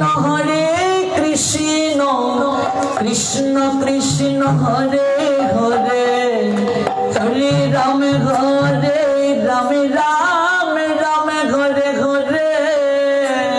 হরে কৃষ্ণ কৃষ্ণ কৃষ্ণ হরে হরে, হরে রাম রাম রাম হরে হরে। হরে কৃষ্ণ কৃষ্ণ কৃষ্ণ হরে হরে, হরে রাম রাম রাম হরে হরে। হরে কৃষ্ণ কৃষ্ণ কৃষ্ণ হরে হরে, হরে রাম রাম হরে হরে। হরে কৃষ্ণ কৃষ্ণ কৃষ্ণ হরে হরে, হরে রাম রাম রাম হরে হরে। কৃষ্ণ কৃষ্ণ কৃষ্ণ হরে হরে, হরে রাম রাম হরে হরে। কেবল মায়েরা গাইবেন, মাইক্রোফোন ছাড়া কেবল মায়েরা, তারপর বাবাজিরা গাইবেন। দেখি কে এগিয়ে আছেন। হরে কৃষ্ণ কৃষ্ণ কৃষ্ণ হরে হরে, হরে রাম রাম হরে হরে। পিছনে মায়েরা গাও, এত এত মায়েরা একটু করে শব্দ বের হলে কম্পন হওয়ার কথা। বাবাজিরা গাইবে হরে কৃষ্ণ কৃষ্ণ কৃষ্ণ হরে হরে হরে রাম রাম রাম হরে হরে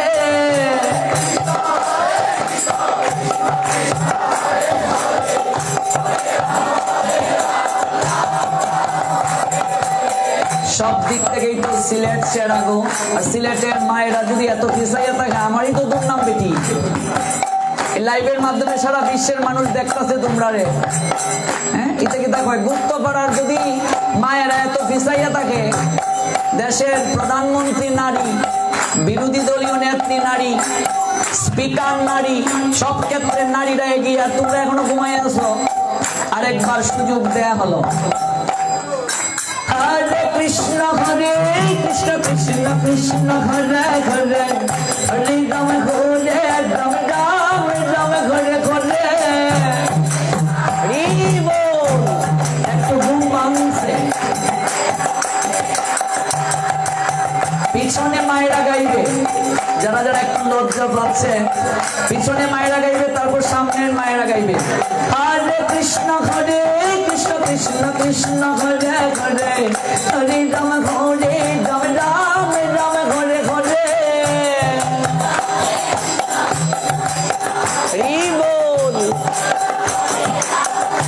সামনে মায়েরা গাও হরে কৃষ্ণ কৃষ্ণ কৃষ্ণ হরে হরে হরে রাম হরে রাম রাম রাম হরে হরে।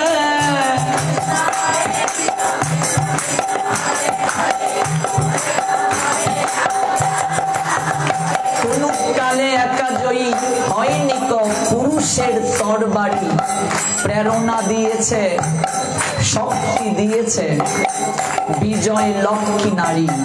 নারী ব্যতীত পুরুষ সম্পূর্ণ নয়। জগতে যত বড় বড় পুরুষের অবদান, সেখানে নারীর উৎসাহ রয়েছে, উদ্দীপনা রয়েছে। কাজে আমরা সবাই মিলে গাইব হরে কৃষ্ণ কৃষ্ণ কৃষ্ণ হরে হরে হরে রাম রাম রাম হরে হরে। হরে কৃষ্ণ কৃষ্ণ কৃষ্ণ হরে হরে রাম রাম রাম হরে হরে। হরে কৃষ্ণ কৃষ্ণ কৃষ্ণ কৃষ্ণ হরে হরে হরে রাম রাম রাম হরে হরে। হরে কৃষ্ণ কৃষ্ণ কৃষ্ণ হরে হরে রাম রাম রাম হরে হরে। হরে কৃষ্ণ কৃষ্ণ কৃষ্ণ হরে হরে হরে রাম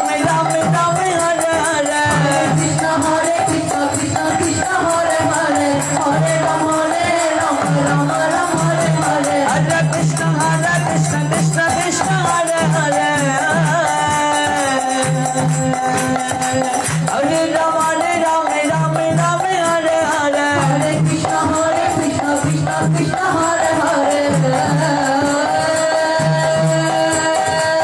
রাম হরে হরে। হরে কৃষ্ণ কৃষ্ণ কৃষ্ণ হরে হরে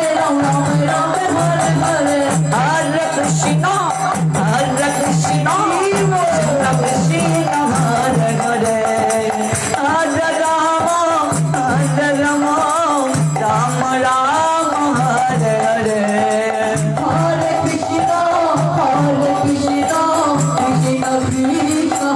হরে কৃষ্ণ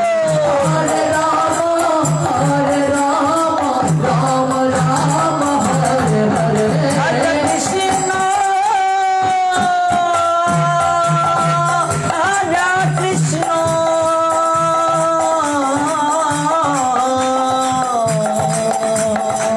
কৃষ্ণ কৃষ্ণ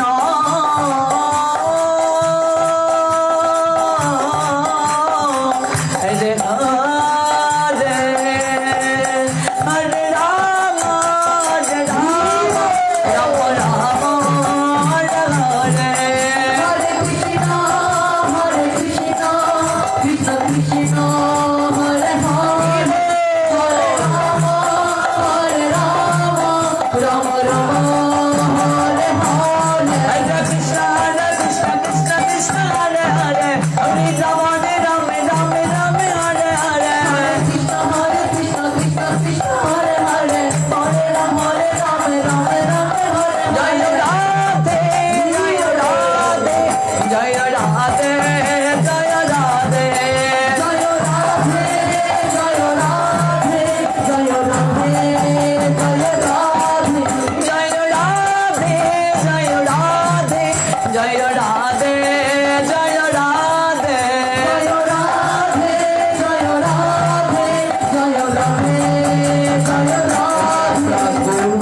চরণে আত্মসমর্পণ করব। যাদের হাত আছে তারা তুলেন, যাদের নেই তারা তো আর তুলতে পারবেন না।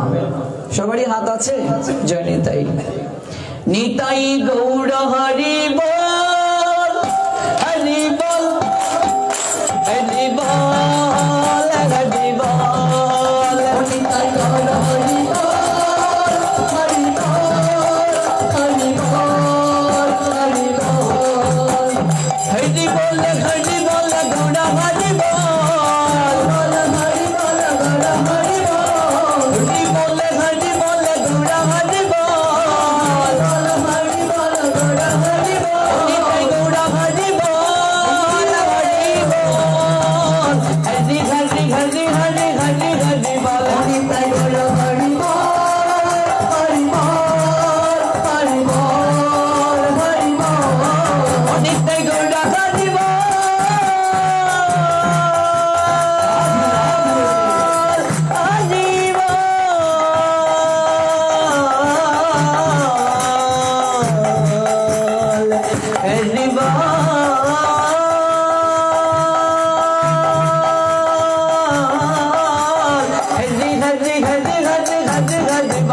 নিতাই গৌর হরি বল,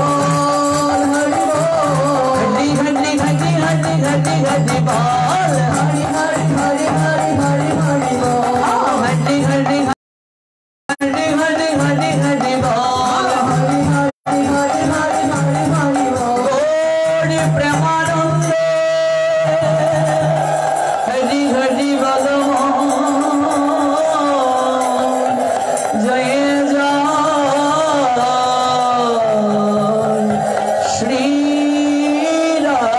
হরি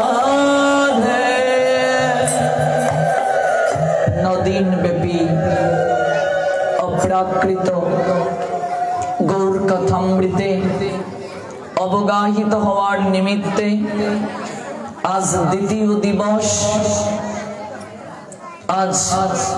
দ্বিতীয় দিবসের এই মধ্যাহ্নকালীন সময়ে যারা অপ্রাকৃত কথা শ্রবণ করার আকিঞ্চনে বহু দূর দূরান্ত থেকে উপবেশিত হয়েছেন সিলেট জেলার ওসমানীনগর উপজেলার তাজপুর গুপ্তপাড়ার এই শ্রীবাসাঙ্গিনাতে আপনাদের প্রত্যেকের রাতুল রাঙ্গা চরণে আমি অবাজন বৈষ্ণব জ্ঞানে ভক্তিপূর্ণ প্রণাম নিবেদন করছি।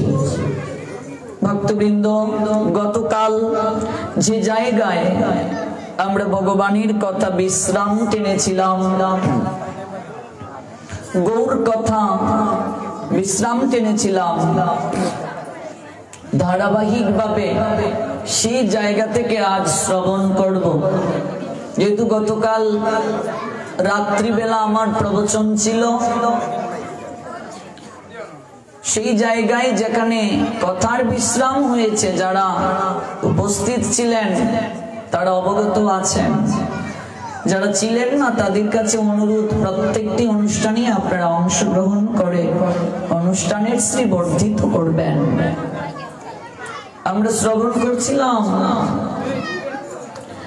এই 9 দিন ব্যাপী যে গৌর কথা উৎসর্গ করা হয়েছে, আয়োজনকারী ভক্তরা উৎসর্গ করেছেন তাদের পিতৃপুরুষগণ এবং মাতৃকুল, তাদের আত্মার শান্তি কামনায়, এবং এই প্রত্যহ মহাপ্রভুর ভোগরাগ গুরু বৈষ্ণবকে নিবেদন করে পূর্বপুরুষের উদ্দেশ্যে নিবেদন করা হচ্ছে।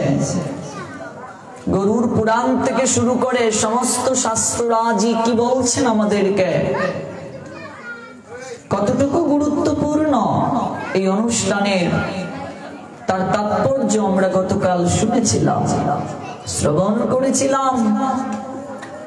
এই গুপ্তপাড়া ছিল মুরারি গুপ্তের নামে, যিনি মহাপ্রভুর অন্যতম পার্ষদ, শুধু পার্ষদই নয়, বাল্যকালের পাঠশালার সঙ্গী। সেই মুরারি গুপ্তের জন্মভূমি, আবির্ভাব ভূমি হচ্ছে এই গ্রাম। কাজে গুপ্তপাড়া এটা একটা অপ্রাকৃত ধাম। ছিল মুরারি গুপ্ত ত্রেতা যুগে হনুমান ছিলেন। হনুমান এসে আবির্ভূত হলেন এই কলি যুগে এই গ্রামে ছিল মুরারি গুপ্ত হয়ে। কে সেই মুরারি গুপ্ত, এই নিয়ে আমরা আস্বাদনের নিমিত্তে গতকাল কেবল হনুমান সম্পর্কে একটু জেনেছিলাম, যে হনুমান গৌর লীলায় পুষ্টি সাধনের মনোরথে ছিল মুরারি দাশগুপ্ত হয়ে আসলেন। গৌর গণুদ্দেশ্যে উল্লেখ আছে শ্রীরাম লীলায় যিনি হনুমান, তিনি গৌর লীলায় মুরারি গুপ্ত রূপে প্রকটিত হয়েছেন। মুরারি গুপ্তের হৃদয়ে ভগবান মুরারি অর্থাৎ শ্রী চৈতন্য দেব গুপ্ত ভাবে অবস্থান করেন। মুরারি গুপ্ত, মুরারি গুপ্তের হৃদয়ে ভগবান শ্রী চৈতন্য গুপ্ত ভাবে অবস্থান করেন। কারণ আমরা ত্রেতা যুগের লীলায় দেখতে পাই, গতকাল যারা শুনেননি তাদের একটু সমস্যা হচ্ছে। আমরা গতকাল শ্রবণ করছিলাম সেই হনুমান বক্ষকে বিদীর্ণ করে দেখিয়েছিল, তার বক্ষের মাঝে রাম আর জানকী সতত নিবাস করেন। স্বয়ং হনুমান বক্ষ বিদীর্ণ করে দেখিয়ে দিয়েছিলেন তার হৃদয়ের মাঝে রাম জানকী সতত বিশ্রাম করেন। সেই হনুমান যখন মুরারি গুপ্ত হয়ে আসলেন, তার হৃদয়ে চৈতন্য গুপ্ত ভাবে নিবৃত ভাবে অবস্থান করছেন। কারণ চৈতন্য মহাপ্রভুই হচ্ছেন স্বয়ং রাধা আর কৃষ্ণ, রাধা কৃষ্ণের মিলিত তনু। রাধার ভাবে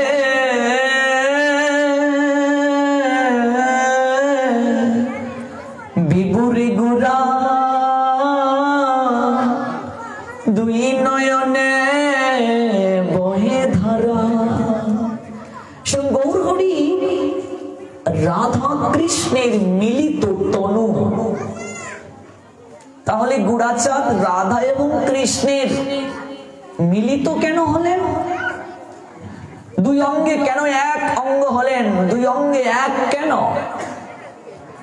প্রতিটা লীলায় শ্রীমতী রাধা রানী নারী দেহে প্রকৃতি দেহে আসছেন, কিন্তু তার হৃদয়ে ইচ্ছে জাগলো কলিযুগে তিনি পুরুষ দেহে লীলা বিলাস করবেন। বনমালী গো তুমি পর জনমে হইও রাধা। বনমালী শ্যাম সুন্দরকে তিনি পরখ করবেন। তার কারণ হচ্ছে রাধারানী সারাটা জীবন কৃষ্ণ বিরোহী ক্রন্দন করলেন। কৃষ্ণকে ভালোবেসে সারাটা জীবন নয়নের জল ফেললেন। এই জন্যই রাধারানীর একটা নাম হলো কাচিত। কৃষ্ণ নামে ক্রন্দন করেও যে সুখানুভূতি অনুভব করেন, সুখ লাভ করেন, আনন্দ লাভ করেন, এই জন্য রাধারানীর একটা নাম হচ্ছে কাচিত। সারাটা জীবন কৃষ্ণ বলে কাঁদলেন, এমনকি সুখ আছে এই ক্রন্দনের মাঝে। আমার গোবিন্দ সেটা অনুভব করতে চাইলেন, কিন্তু অনুভব করতে গেলে তাকে তো পুরুষ দেহে পুরুষ মনে অনুভব করা সম্ভব নয়। তাই প্রেমময়ী শ্রীমতীর কাছে গিয়ে বলছেন, ওগো রাধে, তোমার ভাবটা আমাকে ভিক্ষে দাও, আমি রাধা ভাবে সাজব, আমি অনুভব করব এই প্রেমের মাঝে এমন কি সুখ রয়েছে, এমন কি আনন্দ রয়েছে, এমন কি সুখানুভূতি এই প্রেমের মাঝে। একটি বার তুমি আমাকে সেইভাবে সাজিয়ে দাও। শ্রীমতী রাধা রানী তার দুটি রূপ, একটা গুরু রূপ, আরেকটা হচ্ছে ভক্ত রূপ।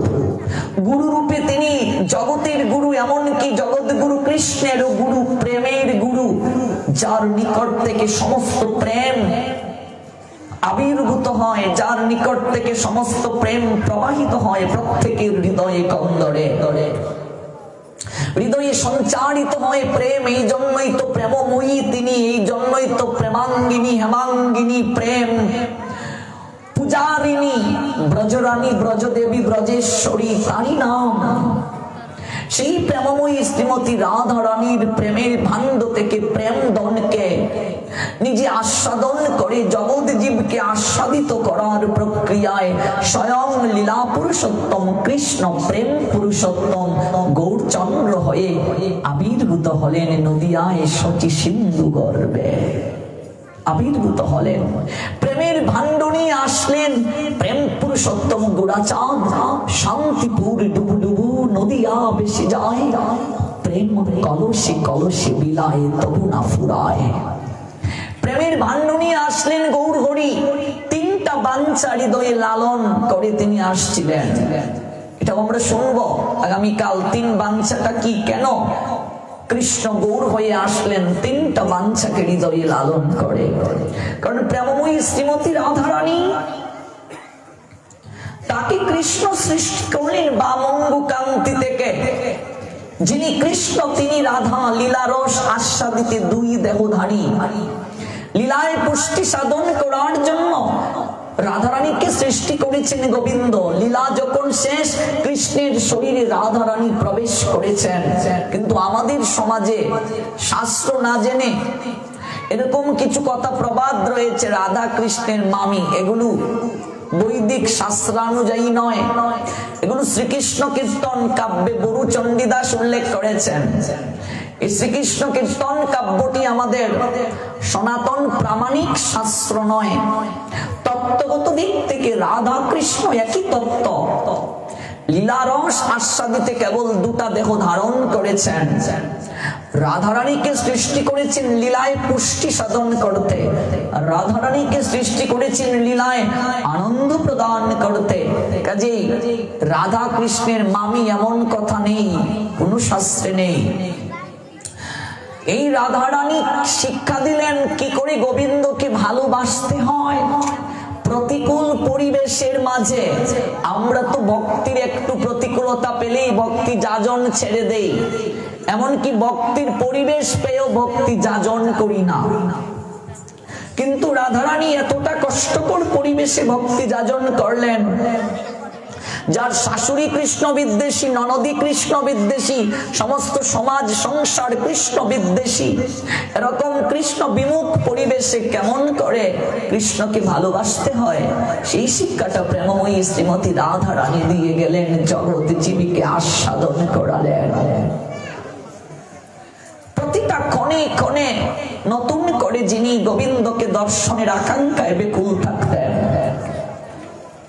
পলক পড়তে যতটা সময় লাগে ততটা সময় কৃষ্ণ দর্শন না করতে পারলে তার জীবন মূল্যহীন মনে হতো, ব্যাকুল হয়ে যেতেন প্রেমময়ী শ্রীমতী আমার। সখী রে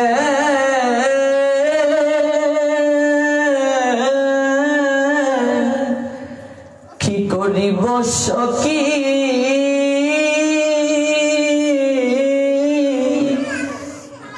নাই উপায় হলে কেমন করে পরাণী। একটু ইকুটা বাড়বে। ও সখী রে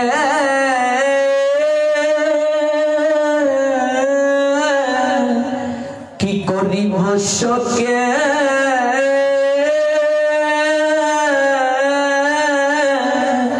কহ নাই উপায়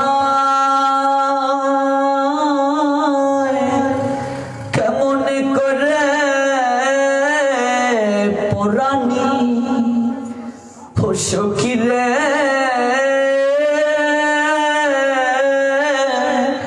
এক তিল প্রিয়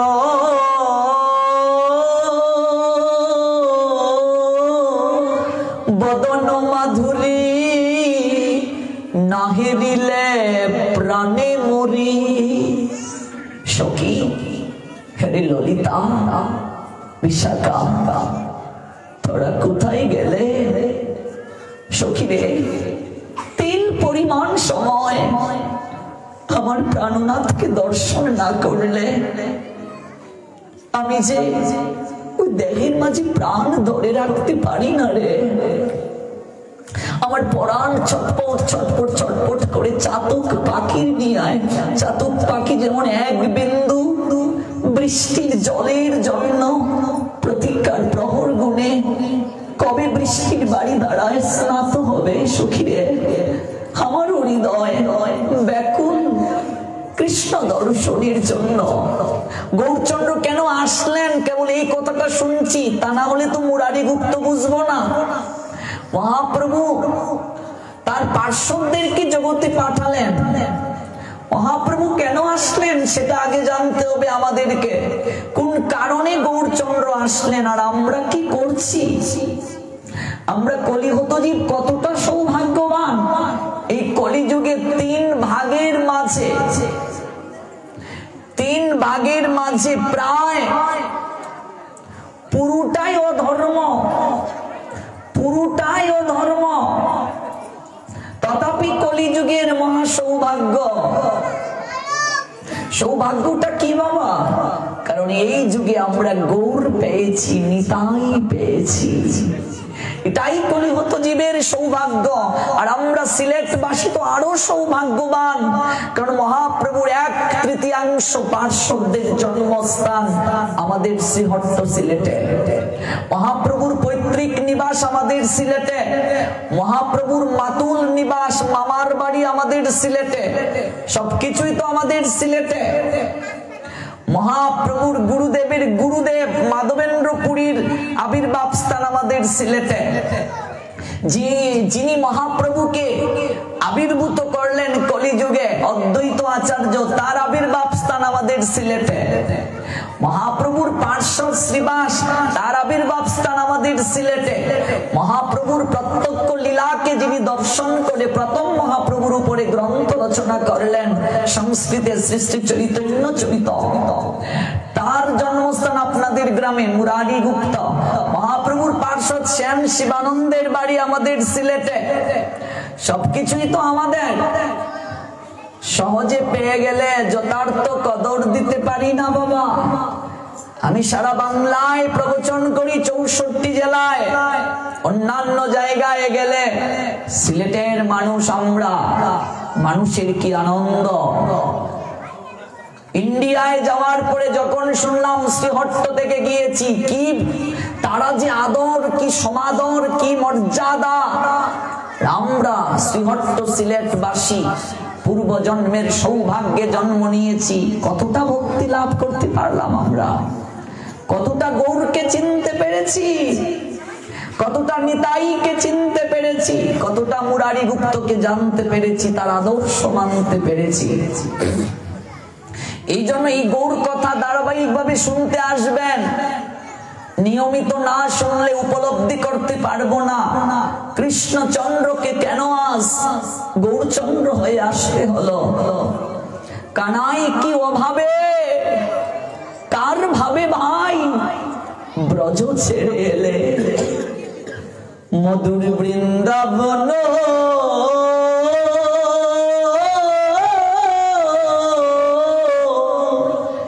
ত্যায্য করে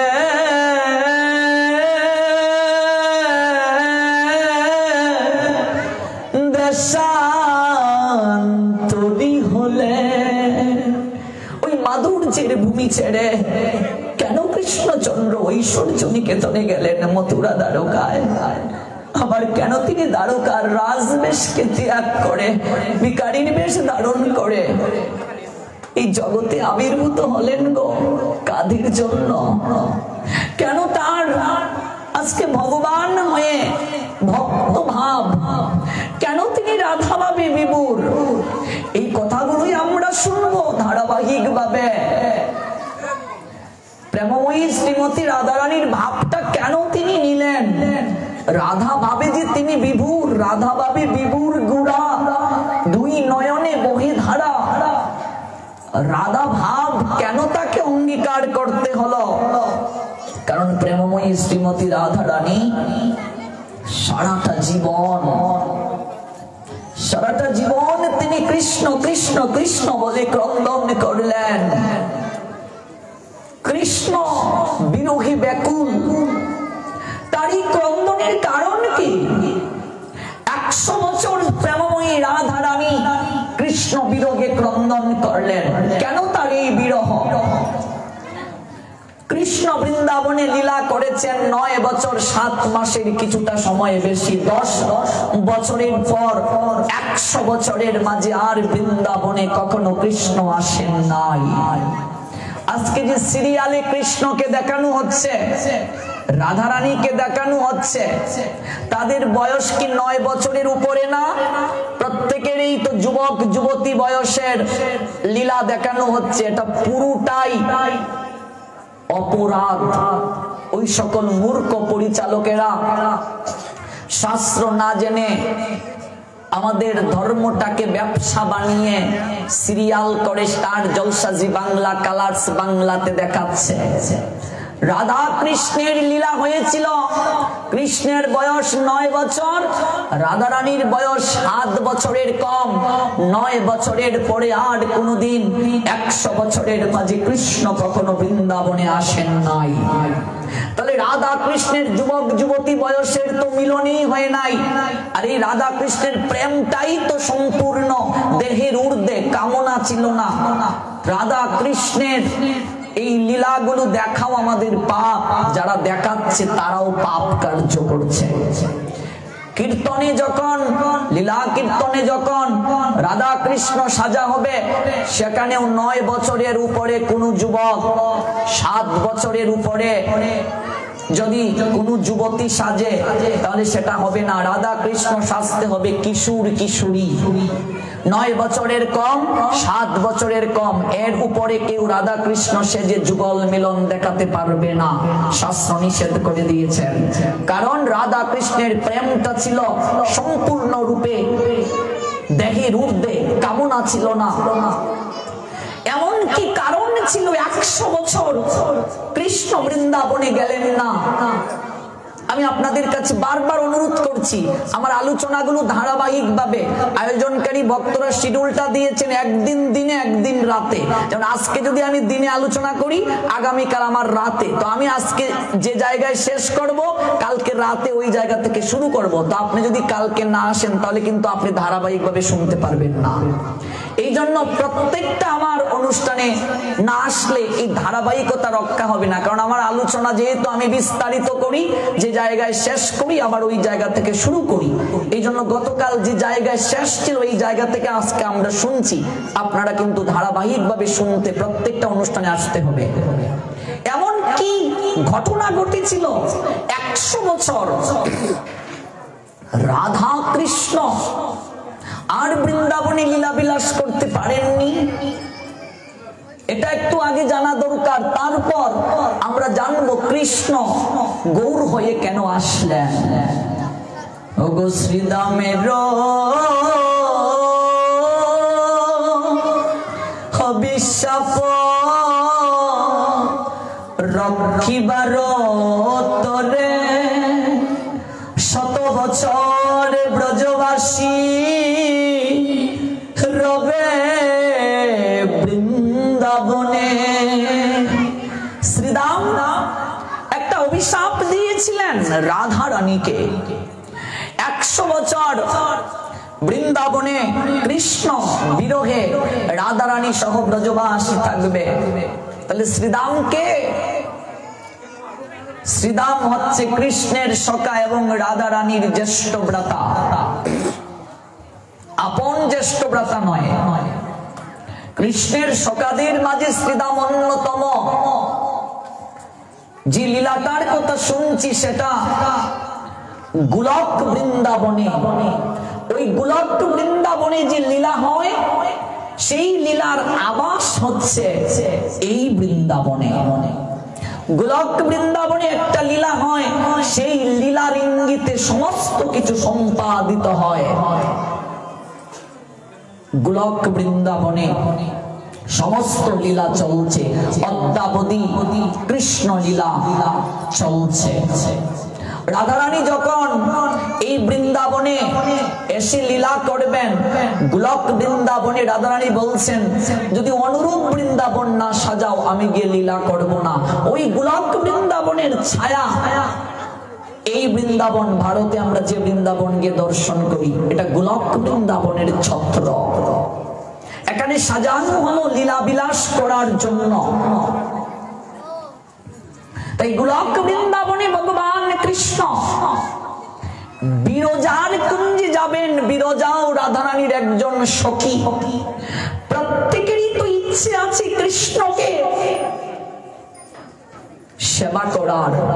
গীতায় ভগবান বলছেন যে যথা মাম প্রপদ্যন্তে তাং তথাএব ভজামি অহম মম বর্তয়ন বর্তন্তে মনুষ্য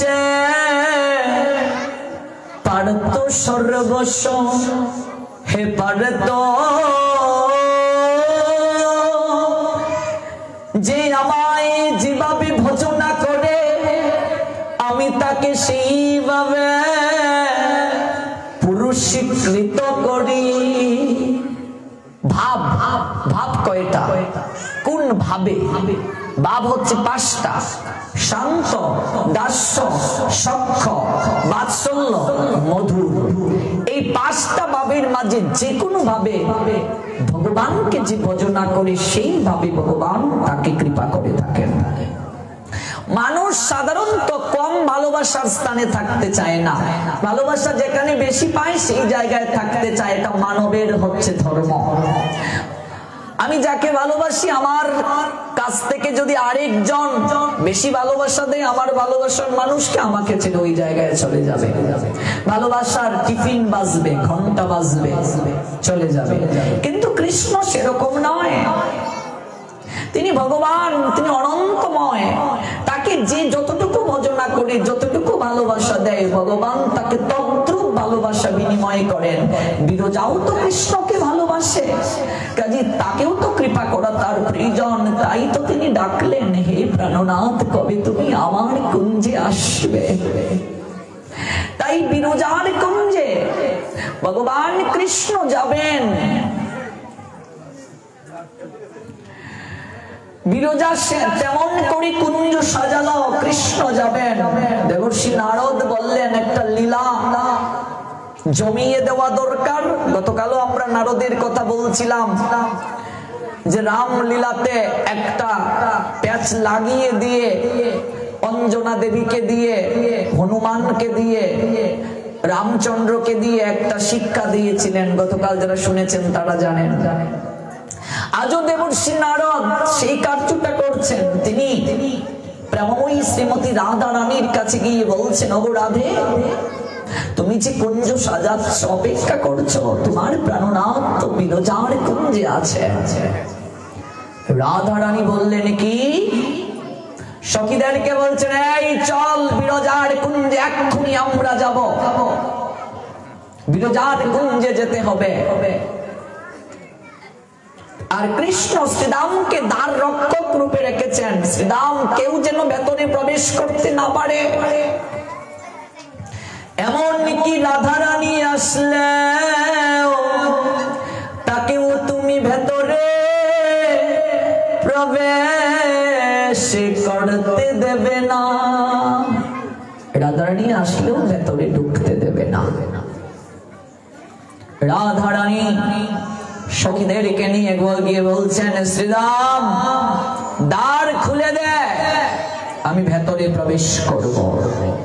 শ্রীরাম বলছে, ওগো রাধে, ভেতরে তো যাওয়ার অনুমতি নেই। কৃষ্ণ নিষেধ করেছেন, ভেতরে কেউ যেতে পারবে না। শ্রীরাম, আমি ভেতরে যাব, তুই আমাকে নিষেধ করছিস যেতে? আমাকে তুই নিষেধ করছিস? দ্বার খুলে দে, আমি ভেতরে প্রবেশ করব। শ্রীমতী রাধা রানী যখন জোর করে ভেতরে প্রবেশ করতে চাইছেন, তখন শ্রীদাম যেহেতু কৃষ্ণ তাকে আদেশ দিয়ে গিয়েছেন, প্রেমময়ী শ্রীমতী রাধা রানীকে ধাক্কা দিলেন, লুটিয়ে পড়লেন প্রেমময়ী রাধা রানী। শ্রীদাম, তুই আমার সঙ্গে অসুরের মতো আচরণ করলে, অসুরের মতো কার্য করলে, তোর আর এই লীলায় থাকার কোনো অধিকার নেই। আমি তোকে অভিশাপ দিলাম, তুই অসুর কুলে জন্ম নিবি, তুই অসুর কুলে জন্মগ্রহণ কর। আমি তোকে অভিশাপ দিলাম, তুই অসুরের মতো কার্য করলে, তুই অসুর কুলে জন্মগ্রহণ করবি। শ্রীরাম লুটিয়ে পড়ল। ওগো শ্রীমতী, তুমি এ কেমন অভিশাপ আমাকে দিলে? তুমি আমাকে কৃষ্ণ সেবা থেকে বঞ্চিত করে দিলে। তুমি কি জানো না শ্রীমতী, আমি কতটা ভালোবাসি কৃষ্ণকে। আমি কৃষ্ণ সেবা থেকে বঞ্চিত হয়ে আমি অসুর কুলে গিয়ে জন্মগ্রহণ করব? না, তুমি এই কার্য করতে পারো না। তুমি আমাকে এতটা বঞ্চিত করতে পারো না। আমি তো অন্যায় করিনি, আমি তো কৃষ্ণ আদেশ রক্ষা করেছি। তুমি কি ভেবেছ? তুমি ক্রোধান্বিত হয়ে আমাকে তুমি কৃষ্ণ সেবা থেকে বঞ্চিত করে তুমি সুখে থাকবে, তুমি আনন্দে থাকবে? তুমি কি জানো না যে যার নয়নের জল ফেলে, যদি আমার নয়নের জল ফেলার কারণ তুমি হও মা, তাহলে তোমার নয়ন দিয়েও জল ঝরবে। তুমি যদি কাউকে কষ্ট দাও, তোমার জন্য কষ্ট থাকবে। কর্মফল থেকে কেউ কোনোদিন বের হতে পারে না। আজকে ভেবে দেখো, ভগবান কৃষ্ণের মা বাবাও পর্যন্ত পারেননি। দেবকী বসুদেব কৃষ্ণের মা বাবা হওয়ার পরও তাদেরকে কারাগারে কেন রইতে হলো? কেন এত কঠোর যন্ত্রণা পেতে হলো? কেন দেবকীকে দুঃসহ যন্ত্রণা পেতে হলো? সন্তান জন্ম দিয়েও স্তন পান করাতে পারলেন না কেন?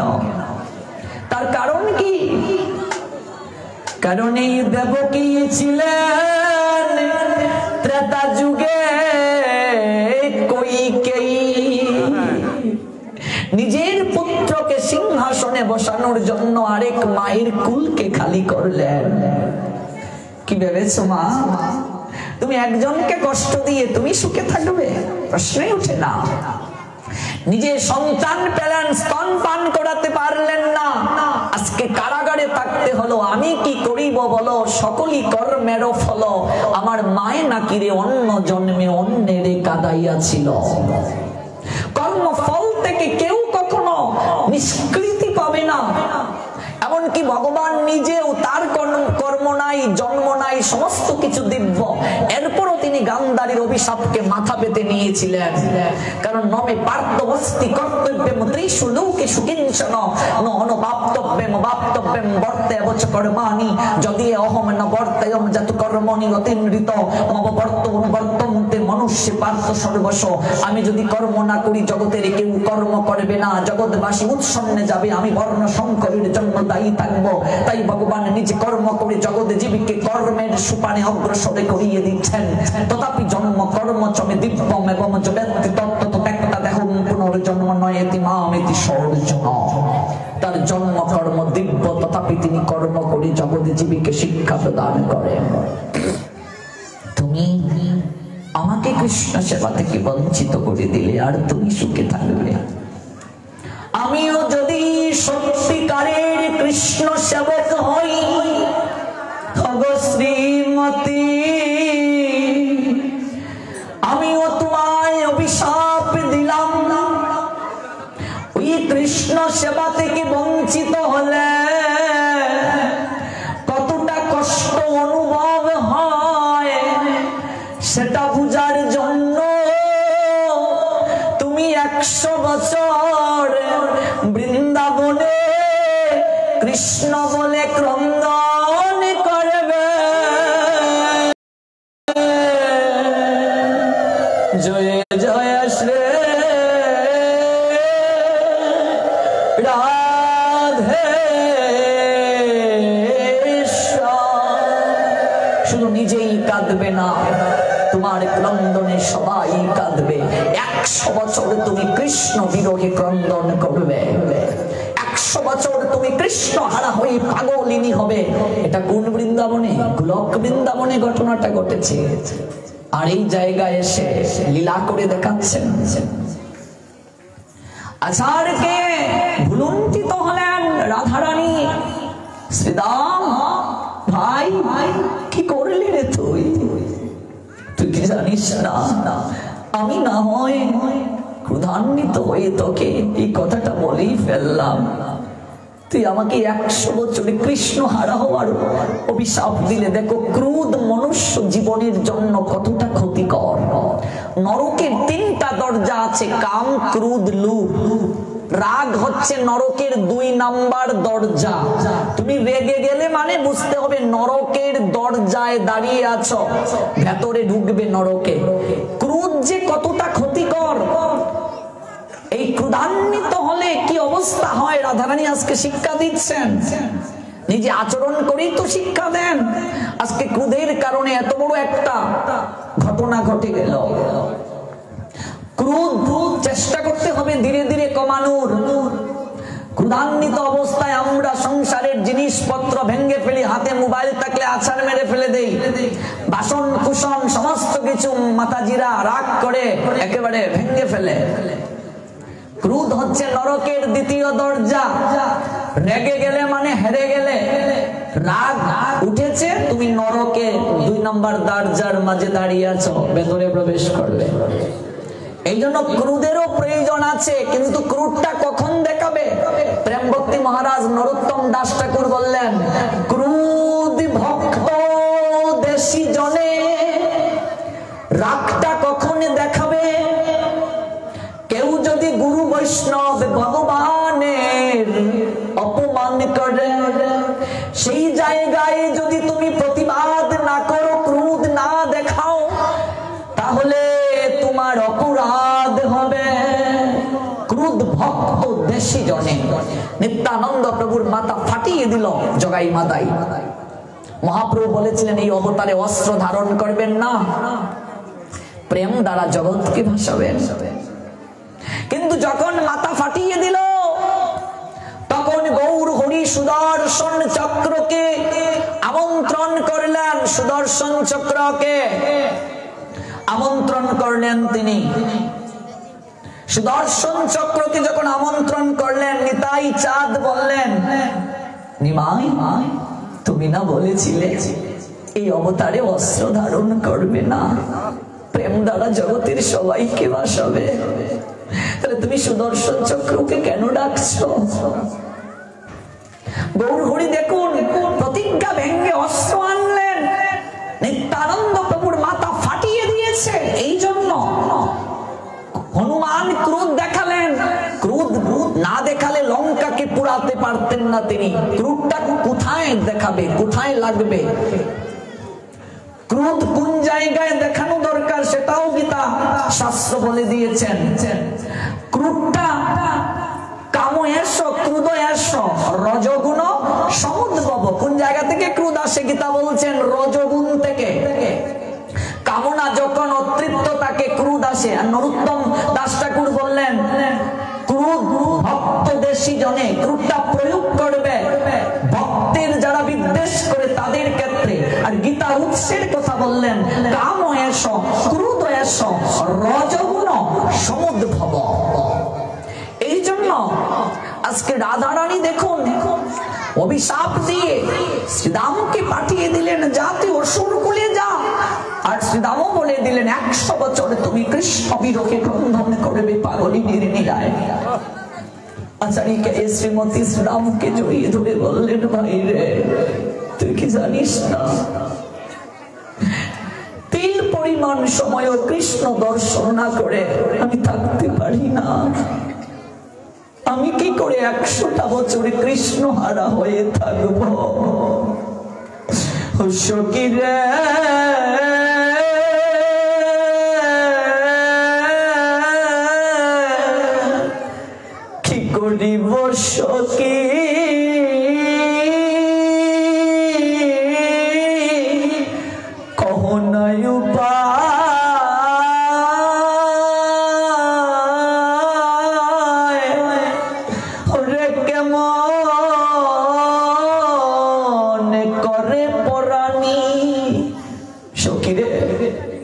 ও সখী আমার প্রাণ কেমন করে, এগুলো কিন্তু পরের কথা।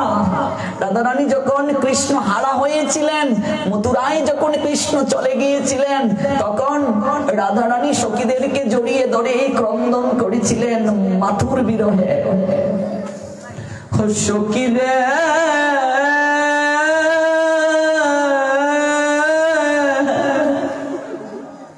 এক দিল প্রিয়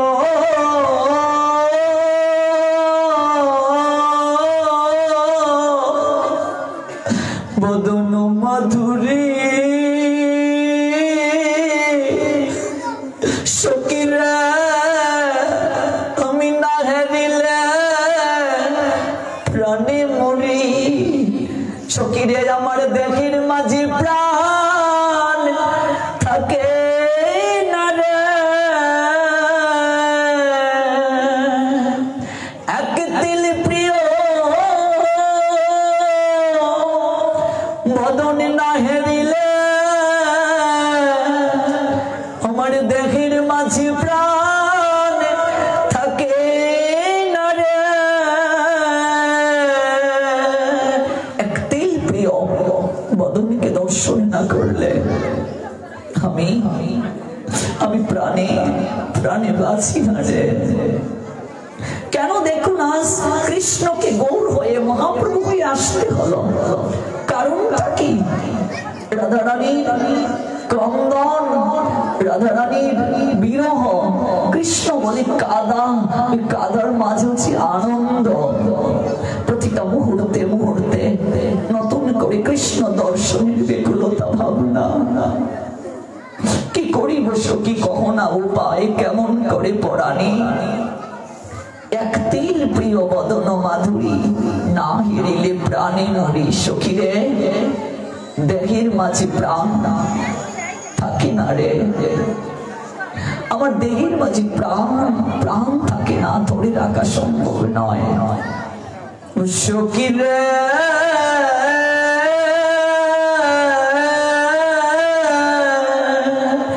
কি দিয়া বান্দিল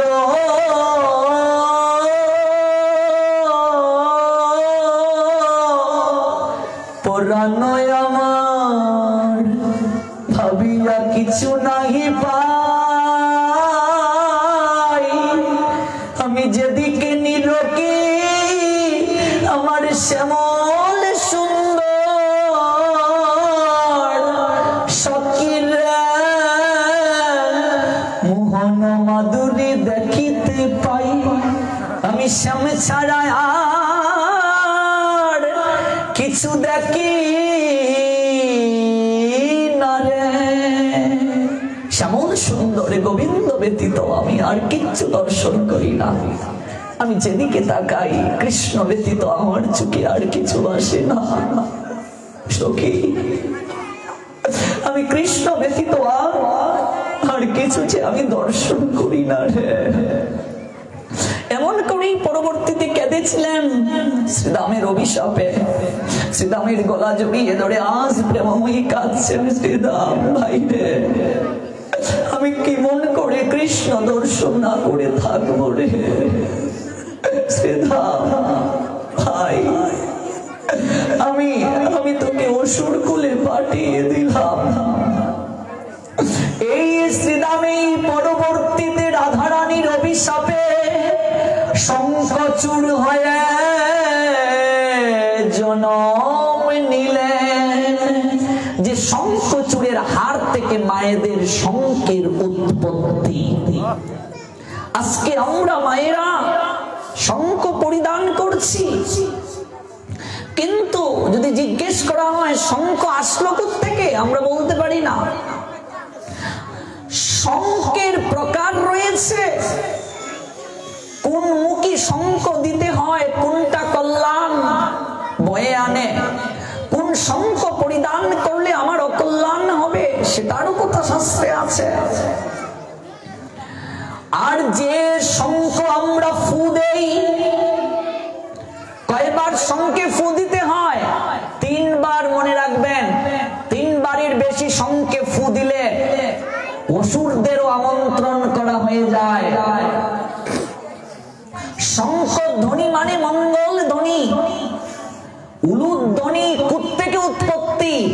একদিন আলোচনা করব। উলুধ্বনির উৎপত্তি থেকে কয়বার উলুধ্বনি দিতে হয়? 5 বার, মনে রাখবে। এই মায়েদেরকে ভগবান একটা বিশেষ শক্তি দিয়েছেন। মায়েরা যদি মন্ত্র নাও জানে, ভগবানকে ভোগ দিয়ে যদি কেবল উলুধ্বনি দেয়, তাতেও ভগবান গ্রহণ করেন। জয় জয় শ্রী রাধে। উলুধ্বনি 5 বার দিতে হয়। যদি কেউ অসমর্থ হয় তাহলে 3 বার, কিন্তু যেহেতু আমাদের সমর্থ আছে 5 বারই দেব। এই উলুধ্বনির উৎপত্তি থেকে এটা একদিন আলোচনা করব। এটা মায়েদের জন্য ভগবান দিয়েছেন বিশেষ উপহার। মায়েদের উলুধ্বনি দিলেও ভগবান গ্রহণ করেন যদি মন্ত্র না জানে মায়েরা। এতটা গুরুত্বপূর্ণ উলুধ্বনির। এখনকার অনেক মেয়েরা এই যুগের উলুধ্বনি দিতে জানে না, উলুধ্বনি দিতে লজ্জা পায়, উলুধ্বনি দিতে কুণ্ঠাবোধ করে। এগুলো সত্যি দুঃখজনক আমাদের সনাতন সংস্কৃতির জন্য। একটা মেয়ে উলুধ্বনি না যদি পারে লজ্জার বিষয়। উলুধ্বনি দিতে কৃপণতা করতে নেই মা। এটা মঙ্গল ধ্বনি। যতদিন পর্যন্ত এই ধ্বনি যাবে ততদিন পর্যন্ত অমঙ্গল কখনো থাকবে না, কলি গ্রাস করতে পারবে না, মঙ্গল উদিত হবে। আজকে শঙ্খের উৎপত্তি থেকে, সিঁদুরের উৎপত্তি থেকে। সিঁদুর পরিধান করি, কয় জায়গায় সিঁদুর দিতে হয় জানি না। তো জানতে গেলে তো আসতে হবে পাঠে। 5 জায়গায় সিঁদুর দিতে হয়। সিঁদুর পরার মন্ত্র আছে। সিঁদুর পরতে গেলে আসন করে বসতে হয়, দাঁড়িয়ে দাঁড়িয়ে সিঁদুর পরা যাবে না। এমন করে একটা আসনে বসতে হবে সিঁদুর পরার সময়। স্নান করে আসনে বসবে, এর আগে আচমন করে নেবে। আসনে বসলে 5 জায়গায় সিঁদুর। প্রথমে সিঁথিতে কোন আঙ্গুল দিয়ে সিঁদুর পড়তে হয়? এই 5টা আঙ্গুলের 5টা গুণ রয়েছে। তুমি যখন বাইফুটা দেবে ব্রাত্রি দ্বিতীয়া তিথিতে, তখন কনিষ্ঠ অঙ্গুলি দ্বারা ফুটা দিতে হয়। এই যে বোন ভাইয়ের কপালে ফুটা দিচ্ছে, এটা হচ্ছে বন্ধন চিহ্ন। ভাই বোনের সম্পর্ক যেন চির অটুট থাকে, বন্ধন থাকে। তুমি এই অঙ্গুলি দিয়ে দেবে, কনিষ্ঠ অঙ্গুলি দ্বারা ফুটা। এই সময় যদি অন্য অঙ্গুলি দিয়ে দাও তাহলে হিতে বিপরীত হবে, অপরাধ হবে। এই 5টা আঙ্গুলের 5টা গুণ রয়েছে, কোন ক্ষেত্রে কোন আঙ্গুল ব্যবহার, এটাও শাস্ত্র নির্দেশ দিয়েছে। এই অঙ্গুলি সর্ব জায়গায় বিপত্তি ঘটায়। এই জন্য জপমালায় দেখবে ওই আঙ্গুলটা বাহিরে রাখতে হয়। ঠিক বলছি তো? কোন রাগ উঠলে আঙ্গুল নামাইয়া কথা ক, কোন আঙ্গুল যায়? এই আঙ্গুল। অমুকের মার সাহস কত, আমার লগে আঙ্গুল বাতাইয়া কথা কয়। এ দেখো এই আঙ্গুল। এটা বিপত্তি ঘটায়, ক্রোধের বহিঃপ্রকাশ। 5টা আঙ্গুলেরও মুদ্রা রয়েছে। আরতির সময় কোন মুদ্রা দেবে, আহ্নিক মন্ত্রে কোন মুদ্রা দেবে, দেখো ধ্যান মুদ্রা, বর মুদ্রা, এগুলো অনেক বিষয় আছে। এগুলো তত্ত্বকথা আলোচনা করব ধীরে ধীরে। আমি তত্ত্বটাই বেশি আলোচনা করি, লীলা তত্ত্ব দুটো দরকার। এই এক একটা আঙ্গুলের এক একটা গুণ রয়েছে। তুমি যখন আরতি করবে তখন কোন মুদ্রা দিতে হবে, যখন ঘন্টা বাজাবে ঘন্টা কতটুকু উচ্চতায় তুলতে হবে, কতটুকু নিচে থাকতে হবে, তারও আলাদা আলাদা ব্যাখ্যা আছে শাস্ত্রে।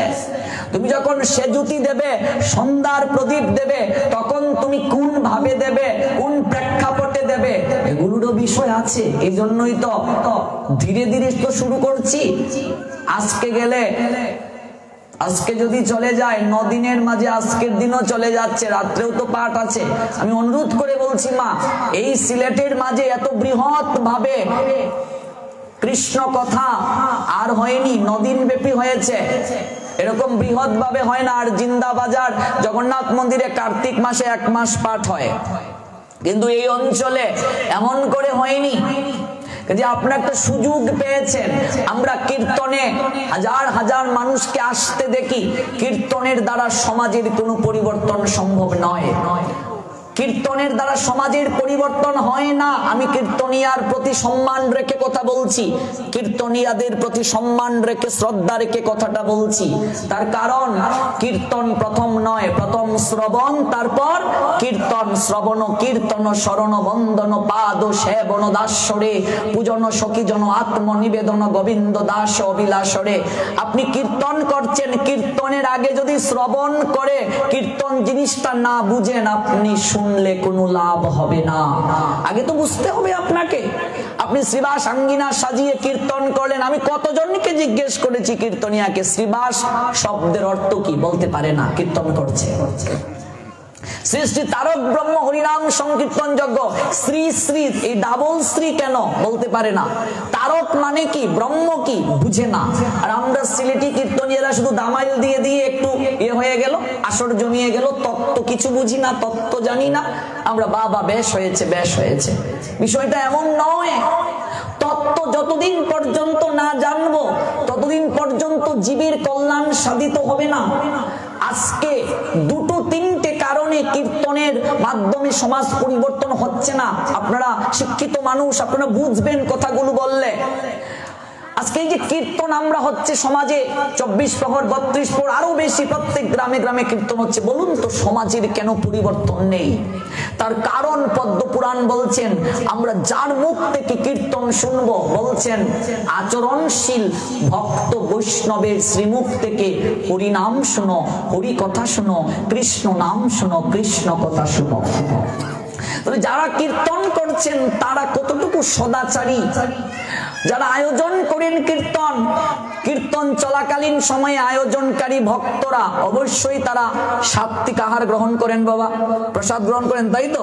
আয়োজনকারী ভক্তরা কি কীর্তন চলাকালীন সময় মাছ খায়, মাংস খায়? খায় না। গ্রামের যদি কীর্তন হয় গ্রামের সবাই সংযম করে, ওরা নিরামিষ খায়। কিন্তু যার মুখ থেকে কীর্তন আমরা শুনি, তিনি আমার করিম চাচার দোকান থেকে ডিমের মামলেট খেয়ে এসে কীর্তন করছে। ভুল বলছি? আমার রহিম চাচার দোকান থেকে ডালের পেঁয়াজি খেয়ে এসে কীর্তন করছে। তারপর তিলক কপালে দেওয়া, ধুতি পড়া, কীর্তনে আসর থেকে নেমে সিগারেট টেনে এসে কীর্তন করছে। যার মুখেই শুদ্ধ নয়, তার মুখ থেকে আমি শুনে আমার কি পরিবর্তন হবে? যে নিজে আচরণশীল না, তার মুখ থেকে কীর্তন শুনে আমার কি পরিবর্তন হবে? এই জন্যই তো শাস্ত্র বলছে ভাগবত শোনো গিয়ে ভাগবতের কাছে। কার মুখ থেকে কৃষ্ণ নাম শুনবো? বৈষ্ণবের মুখ থেকে, বৈষ্ণব ভক্তের কাছ থেকে, আচরণশীল ভক্তের কাছ থেকে। কীর্তন কার কাছ থেকে শুনতে হবে? সদাচারী ভক্তের কাছ থেকে। এমনকি একাদশীতে পর্যন্ত কীর্তনিয়া যারা হরিনাম সংকীর্তনে আসছেন, অনেক কীর্তনিয়াকে আমি সারা বাংলায় ঘুরে বেড়াই, একাদশীর দিন পর্যন্ত তাদেরকে অন্ন রন্ধন করে দিতে হয়। তাহলে জীবের কি করে কল্যাণ হবে বলো? আয়োজনকারী ভক্ত সদাচার জীবন পালন করছেন, আয়োজনকারী ভক্ত সাত্বিক আহার গ্রহণ করছেন, শারীরিক সংযম থাকছেন। কাদের জন্য? তাদের মঙ্গলের জন্য। আর আমরা যারা কীর্তন করতে আসলাম, শোনাতে আসলাম, আমরা যদি আচরণ না করি তাহলে জগতের কি কল্যাণ হবে? এটা হচ্ছে প্রথম কথা। দ্বিতীয় কথা হচ্ছে নাম কীর্তনের মাঝে প্রকার রয়েছে। একবার কৃষ্ণ নাম নিলে যত পাপ হরে, জীবের কি সাধ্য আছে তত পাপ করে। একবার কৃষ্ণ নাম নিলে যত পাপ হরণ হয়, মনুষ্য জীবের সাধ্য নেই তত পাপ করবে। তাহলে আমরা তো লক্ষ লক্ষ নাম নিচ্ছি, নাম শুনছি, তাহলে আমাদের কেন পরিবর্তন হচ্ছে না? তার কারণ হচ্ছে শুধু নাম নিলে হবে না। পরে বলছেন অপরাধ শূন্য হয়ে লবে কৃষ্ণ নাম। নাম যে নিচ্ছ, নামের অপরাধ আছে, 10টা অপরাধ। তাহলে অপরাধ করছো, নামও করছো, তাহলে নামে ক্রিয়া হবে কি করে? 10টা নাম অপরাধ, মানে নাম কীর্তন করতে গিয়ে অপরাধ রয়েছে 10টা, এগুলো মানতে হবে। এই অপরাধ যদি করো, নাম করো, লাভ হবে না। আমরা সিলেটি মানুষ সবাই চিনি, তুমি ক্ষেতের মাঝে জল দিয়ে আইছো, মানে পানি দিয়ে আইছো, আইল যদি বাঙ্গা থাকে ক্ষেত পানি থাকবো? আমি নাম নিচ্ছি মানে কি? কৃষ্ণ প্রেম বাড়ি, প্রেমের জল দিচ্ছি, আইল তো বাঙ্গা, সব বের হয়ে যাচ্ছে, থাকবে কি করে? নাম অপরাধ 10টা। তারপর কি? সুর অপরাধ, কোন সময় কোন সুর দিতে হবে, যদি একটা ব্যাঘাত ঘটে অপরাধ হবে। এবার আজকে বাঁশির মাঝে সুর দেয়া হয়, আমি তো বালা না, বালা লইয়া থাইকো, খাইরুল্ল তোর লম্বা মাতার ক্যাশ। বাঁশির মাঝে সুর, মাইয়া ও মাইয়ারে তুই অপরাধী। এখন তো কাঁচা বাদামের মার্কেট চলছে, বাঁশিতে সুর দেবে, কাঁচা বাদাম আমার কাছে নাইকো বুবু বাজা বাদাম, এই সুরও দেয়া হবে। কয়েকদিন আগে মানিকো মাকে হিতে মার্কেট চলছিল, এই মার্কেটও এটাও বাঁশিতে আইব। তাহলে নাম অপরাধ, মানে কি? তুমি অপরাধ করছো। কেন? রাধা কৃষ্ণের ভজন কি কম বাবা? তাহলে বাঁশিতে কেন এই সুর দেয়া হবে? এটা তো নাম অপরাধ। এই জন্যই তো লক্ষ লক্ষ টাকা খরচ করে কীর্তন করেও সমাজের কোনো পরিবর্তন হচ্ছে না। এমনকি আমার অপরাধ নেবেন না কোথায়, এই জন্য আমি বলছি, আমি সিলেটের ছেলে, এটা আমার ঘর। সিলেটের ছেলে ঘরের মাঝে বড় কথা বলতে পারবে, অন্য জেলায় গিয়ে আমরা এমন ভাবে বলতে পারবো না। এমনকি মেয়েরা, মাতাজিরা ফিজিক্যাল প্রবলেম, শারীরিক সমস্যা নিয়েও কীর্তন করছেন। তাহলে অপরাধ 100 বার হচ্ছে, এই জন্যই তো ক্রিয়া হচ্ছে না কীর্তনে। তাহলে কি কীর্তন প্রয়োজন নেই? অবশ্যই প্রয়োজন আছে। কলিযুগের ধর্ম হয় নাম সংকীর্তন, চারি যুগের চারি ধর্ম জীবের কারণ। অতএব কলিযুগে নাম যজ্ঞ সার, অন্য কোন ধর্ম করলে নাহি হবে পার। শুনো মিশ্র কলিযুগে নাহি তপ যজ্ঞ, যেজন কৃষ্ণ ভজে তার মহাভাগ্য। অবশ্যই কলিযুগে হরিনাম ছাড়া গতি নাই, কিন্তু হরিনামটা প্রথম নয় বাবা। আগে শ্রবণ করো, নাম কি করে নেবে জানো, শিখো। নাম অপরাধ কি জানো? এই জন্য অন্যান্য জায়গায় গিয়ে দেখবেন কীর্তনের আগে না হলেও 7 দিন পাঠের আয়োজন করা হয়, 15 দিন পাঠের আয়োজন করা হয়। আমাদের এই অঞ্চলে প্রত্যেক কীর্তনের আগে গীতা পাঠ দায় সারা, একটা লিফলেটের মাঝে আছে লেখা অমুক সময় গীতা পাঠ। স্থানীয় একজন ফাটক আইলা, তাই নিয়ে কইবা কই রে শিউলির মা জুকার দাও, জুকার। তাই রান্নাঘর থেকে জুকার দিলা, দুর্বা উর্বা লইয়াও, তুলসী লইয়াও, 2 জন আর 3 জন, কোন ক্রমে ফাট সাইরা গেলা গা, তো হবে কি করে? আজকে এই দেখো, আমি 32 দিন একটা মন্দিরে পাঠ করে আসছি নোয়াখালী। সব জায়গায় পাঠ, শুধু পাঠ আর পাঠ। যে সিলেট সব দিক থেকে সেরা, সব পার্শ্বদরা মহাপ্রভু এই জায়গায় জন্ম নিয়েছেন। আমরা কজন জানি এই মহাপ্রভুর পার্শ্বদের কথা? অথচ আমি অসংখ্য ধন্যবাদ, হৃদয় থেকে ধন্যবাদ দিচ্ছি আয়োজনকারী ভক্তদেরকে, যারা একটা ব্যতিক্রম ধর্মী সিলেটের মাঝে উদ্যোগ নিয়ে সিলেটবাসীকে চোখে আঙ্গুল দিয়ে দেখিয়ে দিচ্ছেন যে পাঠের মাধ্যমে সমাজের পরিবর্তন সম্ভব। এই পাঠকে দরকার, এবং প্রত্যেক বছরেই যেন মহাপ্রভু তাদের মাঝে এই শক্তি দান করেন, এই প্রেম দান করেন, এই ভক্তি দান করেন। প্রত্যেক বছরেই যেন তারা তাদের পূর্বপুরুষদের কৃপা আশীর্বাদকে হৃদয়ে লালন করে আপনাদের মতো ভক্ত বৈষ্ণবের চরণ ধুলি নেওয়ার সৌভাগ্য লাভ করতে পারেন, ভক্ত বৈষ্ণবের মিলন মেলা ঘটাতে পারেন। এটা দরকার সমাজকে পরিবর্তন করার জন্য। আমি গতকাল একটা কথা বলছিলাম, জগতের বুকে সর্বশ্রেষ্ঠ দাতা, দাতাকে, দাতা শিরোমণিকে। দাতা শিরোমণি হচ্ছে যারা ভগবানের কথা জগতের বুকে দান করে, যারা আধ্যাত্মিক চেতনা পরিবর্তন হওয়ার জন্য দান করে। আমরা কি জানি বলুন? সনাতন ধর্মের হিন্দু সমাজের লোক আমরা জানি কি ধর্ম সম্পর্কে? এই যে কথাটা বলছিলাম, আমরা সিঁদুর পরি, কিন্তু সিঁদুর কেন দিতে হয়, সিঁদুরের উৎপত্তি কোত্থেকে, কয় জায়গায় সিঁদুর দিতে হয় সেটাই তো জানি না মা। কোন আঙ্গুল দিয়ে সিঁদুর দিতে হয় অনেকেই জানি না। অনেকে সিঁদুর দেওয়ার জন্য রূপার কাঠি ব্যবহার করেন, কেউ দিয়া সালাইয়ের কাঠি ব্যবহার করেন, কেউ সিঁদুর না দিয়ে টিপ ব্যবহার করেন। অথচ আমাদের বৈদিক শাস্ত্র এই সিঁদুরের যে ব্যাখ্যা দিয়েছে, যে মর্যাদা দিয়েছে, আপনি অবাক হবেন। জগৎগুরু আদি শঙ্করাচার্য তার সৌন্দর্য লহরী নামক গ্রন্থে বলছেন, সিঁদুরকে মা শক্তির স্বরূপ অর্থাৎ দুর্গার প্রতীক রূপে জানবে। আমি শুধু একটু স্পর্শ করছি, যেটা শেষ করব কালকে রাত্রে আবার বলবো এই সিঁদুরের মহিমা। কারণ নির্ধারিত সময়ে তো প্রসাদও দিতে হয়, 3:30 পর্যন্ত আয়োজনকারী ভক্ত বলে দিয়েছেন, আর 8 মিনিট সময় আছে। আরো কি একটু বাড়বে কথা? মায়েরা কিচ্ছু খায় না, ফেটো লাগিয়েছি নি তো খাও না কেন? বাড়তো? ও আচ্ছা, তাহলে ঠিক আছে, একটু বাড়ুক। 12:30 থেকে কথা শুরু হবে। যারা 12টায় আইতায় না ফোরে আইবায় তাহলে কিন্তু ঠকবায়। যদি মনে করো না খালি খাওয়ানোর সময় যাই তাহলে ঠকবাই, যে ইতা কথা পাইতায় না কই ভাই ইতা কথা। 12টায় প্রত্যেকদিন আইবা এখানে, 12:30 থেকে কথা শুরু হবে, 1:30, 2:30, 3:30 পর্যন্ত কথা হবে। তারপর প্রসাদ পেবো, একটু নৃত্য তো করতে হইব, নৃত্য করবাই তো ফেটো লাগবো, বেশি করে প্রসাদ খাইতে পারবাই। আকন্ত করিয়া কর প্রসাদ ভোজন, উচ্চেশ্বরে করো হরি নাম সংকীর্তন। এই জন্য জাস্ট 12:30টায় 12টায় আসবে, এখানে ভোগ হবে। আরতি দর্শন খুব গুরুত্বপূর্ণ, আরতিটা দরকার, ভোগ আরতি দর্শন, এটা আইসা দর্শন করবে। জাস্ট 12:30টায় পাঠ শুরু হবে, 3:30 পর্যন্ত প্রসাদ পাবে, তারপর যাবে। আবার 7টা থেকে পাঠ শুরু হবে। আগামীকাল আমার পাঠ 8টায় রাত্রে আসতে হবে, ধারাবাহিক ভাবে এই কথা শুনতে হবে। তাই সিঁদুর হচ্ছে মা দুর্গার প্রতীক, দুর্গতি হারিণী তার প্রতীক, মঙ্গল রূপী সৌন্দর্য লহরী গ্রন্থ সিঁদুরকে সূর্যের সঙ্গে তুলনা করেছেন। সূর্য থেকে সমস্ত শক্তি আসে।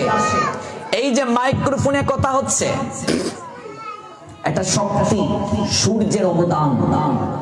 সূর্য যদি না আসতো, না উদিত হতেন, তাহলে শাক সবজি ধান অন্য জাতীয় খাবার কিচ্ছু উৎপাদিত হতো না, এমনকি বংশ বিস্তারও হতো না, মানুষের জন্মও হতো না। সূর্য থেকে সমস্ত শক্তি আসে। সূর্য শক্তির প্রতীক, সূর্যের লাল যে আভা রজগুণের প্রতীক। মায়েদের সিঁদুর যে পরিধান করেন, সিঁদুরের রং কি? লাল। লাল রং হচ্ছে রজগুণের প্রতীক, মানে শক্তির প্রতীক। যেই দিন থেকে একটা পুরুষ নারীর কপালে সিঁদুর দিল, সিঁথিতে সিঁদুর দিল, সেই দিন থেকে একটা পুরুষ নারীকে শক্তি রূপে গ্রহণ করলো।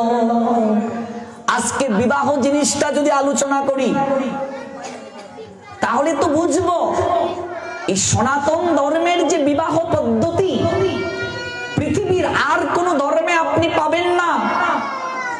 সনাতন ধর্ম থেকে পৃথিবীর সমস্ত ধর্মের সৃষ্টি হয়েছে। আমরা সনাতন ধর্মাবলম্বীরা রিচার্জ করি না। এই সনাতন ধর্ম পৃথিবীর সকল ধর্মকে অকৃপণ ভাবে দান করেছে, কারো কাছ থেকে গ্রহণ করে নাই। যারা অনলাইনের সঙ্গে পরিচিত তারা জানেন, এই তো কদিন আগের সংবাদ, মিশরে 4500 বছর আগের সূর্য মন্দির প্রত্নতাত্ত্বিক বিভাগ থেকে খনন করে পাওয়া গিয়েছে। আপনারা নিশ্চয়ই শুনেছেন সংবাদটা। তাহলে 4500 বছর আগে সূর্য মন্দির পাওয়া গিয়েছে। সনাতন ধর্ম আদি ধর্ম, যা ছিল, যা আছে, যা থাকবে, পৃথিবীতে যত ধর্ম এসেছে সমস্ত ধর্মের উৎপত্তি এই সনাতন থেকে। সনাতন শব্দের অর্থই চিরন্তন, যা ছিল, যা আছে, যা থাকবে। এই সনাতন ধর্মের প্রত্যেকটা আচার অনুষ্ঠানের পশ্চাতে একটা তত্ত্ব রয়েছে, একটা দর্শন রয়েছে, একটা যুক্তি রয়েছে। আমরা এগুলো জানি না, না জানার কারণে আমরা এগুলোর প্রতি শ্রদ্ধা দিন দিন হারিয়ে ফেলছি। একটা পুরুষ নারীর সিঁথিতে যেদিন থেকে সিঁদুর দিল, সেই দিন থেকে একটা নারীকে শক্তি রূপে গ্রহণ করল। পুরুষ শক্তিমান জুগায়। রাজা যদি রাজ্য শাসন করে যুদ্ধক্ষেত্রে যায়, রানী যুদ্ধে না গেলেও ভেতর থেকে রাজাকে শক্তি সঞ্চার করে দেয়। রাজা করিতেছে রাজ্য শাসন, রাজারে শাসিছে রানী, রানীর দরদে ধুইয়া গিয়েছে রাজ্যের যত গ্লানি। কোন কালে একা জয়ী হয়নি কো পুরুষের তরবারি, প্রেরণা দিয়েছে শক্তি দিয়েছে বিজয় লক্ষ্মী নারী। নারীকে বাদ দিয়ে পুরুষ শক্তিমান হতে পারে না।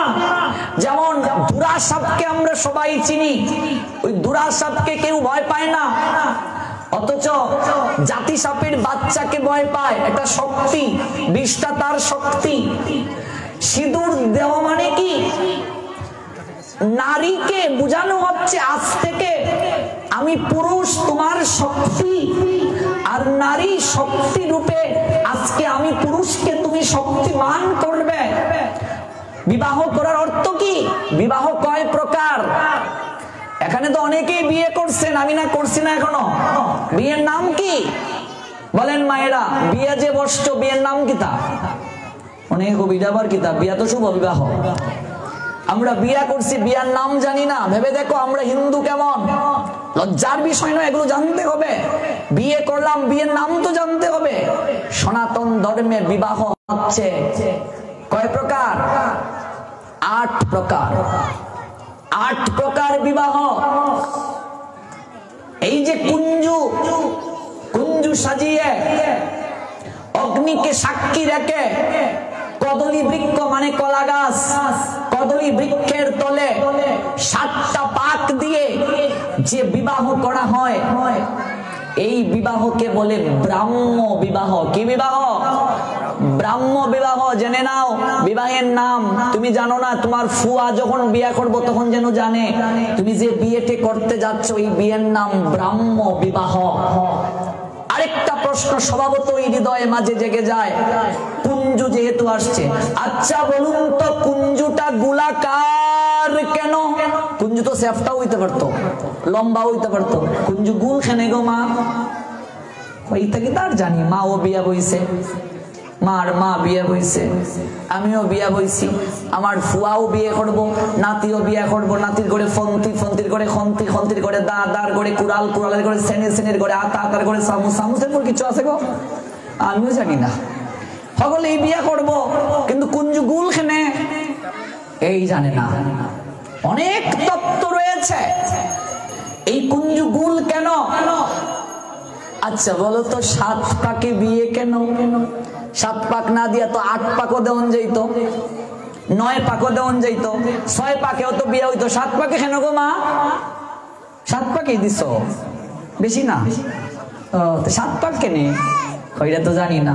আবার দেখবা কুঞ্জুর ভিতরে নতুন বউ আটতে পারে না, 2-3 জনে তারে দইরা দইরা দইরা দইরা দইরা দইরা লয়ে যাইতেছে। অথচ শাস্ত্র বলছে কুঞ্জুর ভিতরে বউ কেবল একাই হাঁটবে, আর কেউ তাকে স্পর্শ করতে পারবে পারবে না। তত্ত্ব আছে। কুঞ্জুর ভিতরে বউ একলাই আসবে, বিয়া বইতেছে বউ মালা দিব, একজনে হাতে 2টা মালা দেয়। আমার খারাপ তৈনের বিয়ার সময় ওইরে বাপরে এমন মেঘ আর মেঘ, বৃষ্টি আর বৃষ্টি, আমার পিস্তু ভাইয়ের বউ হে কি করছে, হে এই মালা দেলায়। আমার বিয়ার পরে আমার জামাই বৌদি তুমিও বাসরে লো, তোমারে তো অর্ধেক বিয়া করছি, তাই মালা দেলায় অর্ধেক আত দইরা। তুমি যদি হাতে ধরে মালা দাও তুমিও বিয়েতে অংশীদারিত্ব হলে। কনে একাই দেবে মালা। এগুলো বৈদিক বিবাহের সিস্টেম। দেখো শাস্ত্র পড়ো, বুঝো আগে। কনে শুধু একা হাঁটবে। কেন হাঁটবে? গুলাকারে হাঁটবে কেন? এই কুঞ্জুটা গুল কেন? আচ্ছা বলো বিয়ে রাতে কেন হয়? দিনেও তো বিয়ে হতে পারতো। কখনো কি ভেবেছো? বিয়ে করার সময় কি ভাবছি রাত্রে এখানে বিয়ে করতাম, বৌদি দিনেও তো বিয়ে হয়ে যায়। কেউ জানার চেষ্টা করি না, তত্ত্ব বোঝার চেষ্টা করি না। অনাদিকাল থেকে শুধু হচ্ছে, আমরাও করছি, কিন্তু তত্ত্ব কি? এই যতগুলো উচ্চারণ করছি এইভাবে হাজার হাজার তত্ত্ব এই 9 দিনে আমরা জানবো। এই জন্য প্রত্যেক দিন আওন লাগবো, প্রত্যেক দিন আসতে হবে। আসলেই তো জমে যাবে, না আসলে তো আমরাও অন্যান্য জায়গায় গেলে ঘুমানোর সময় নাই, হায় রে প্রশ্ন। এই গুপ্তপাড়া আইলাম 2 দিন হয়ে গেছে, কেউ তো আইতে দেখলাম না যে প্রভু এটা কইন কিতা, এটা কইন কিতা। তোমরা অতই খাম, এই তোমরা লাগে দেখাও করছো না, আমার এক বোন খেলে আইয়া দেখা করছে, আর তো কেউ নাই। অনেকে কয় এবার তোমারে ঘুমাইবার লিগে দিতাম না, আজকে যেহেতু কইলিছ কালকে থেকে আউন শুরু হইব। প্রশ্ন না করলে জানবো কি করে? জানার তো অনেক কিছু আছে। কুঞ্জু গোলাকার কেন? বিয়ে রাতে কেন হয়? বিয়ে তো দিনেও হতে পারতো, বাসর রাত কেন? বাসর দিন নাই কেন? অনেক তত্ত্ব আছে, অনেক বুঝার জিনিস আছে, এক এক করে উত্তর দিতে হবে। আগে আমরা এই সিঁদুরের প্রসঙ্গটা একটু শেষ করি, বাকি সমস্ত উত্তরগুলো বলবো, চিন্তিত হওয়ার কিছু নেই। সূর্যের সঙ্গে তুলনা করেছেন সিঁদুরকে রজগুণের প্রতীক, শক্তির প্রতীক। লাল রং, লাল রং মানে সাহসের প্রতীক, অধিকারের প্রতীক। যেই দিন থেকে পুরুষ তোমার স্মৃতিতে সিঁদুর দিল, সেই দিন থেকে তুমি অধিকার পেলে। কিসের অধিকার পেলে? স্বামীর মাধ্যমে সম্পত্তির অধিকার পেলে, এই সিঁদুরই অধিকারের প্রতীক। নতুন বাসস্থান পেলে, আত্মীয় স্বজন পেলে। ভগবান নারীকে যখন সৃষ্টি করলেন, বিশেষ কিছু উপাদান দিয়ে সৃষ্টি করলেন। এই উপাদান আর কাউকে দেন নাই, পুরুষকেও দেন নাই।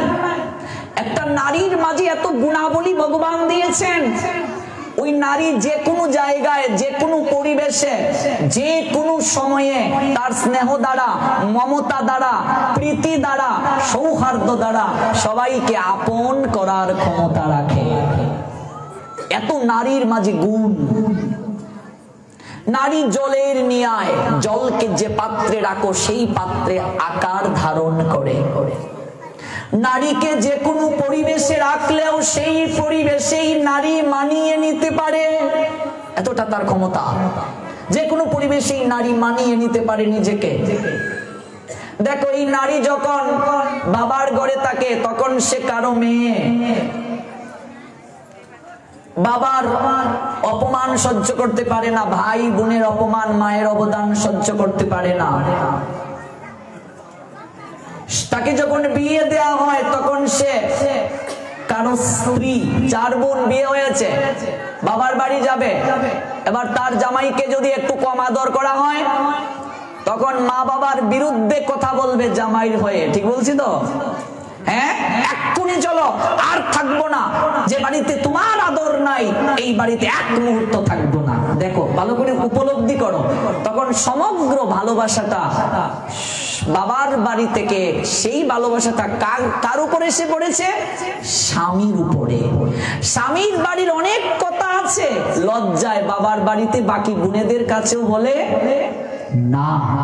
নারীর জীবন দেখো, নারীকে সবচেয়ে ঊর্ধ্বে স্থান দিয়েছে আমাদের সনাতন শাস্ত্র।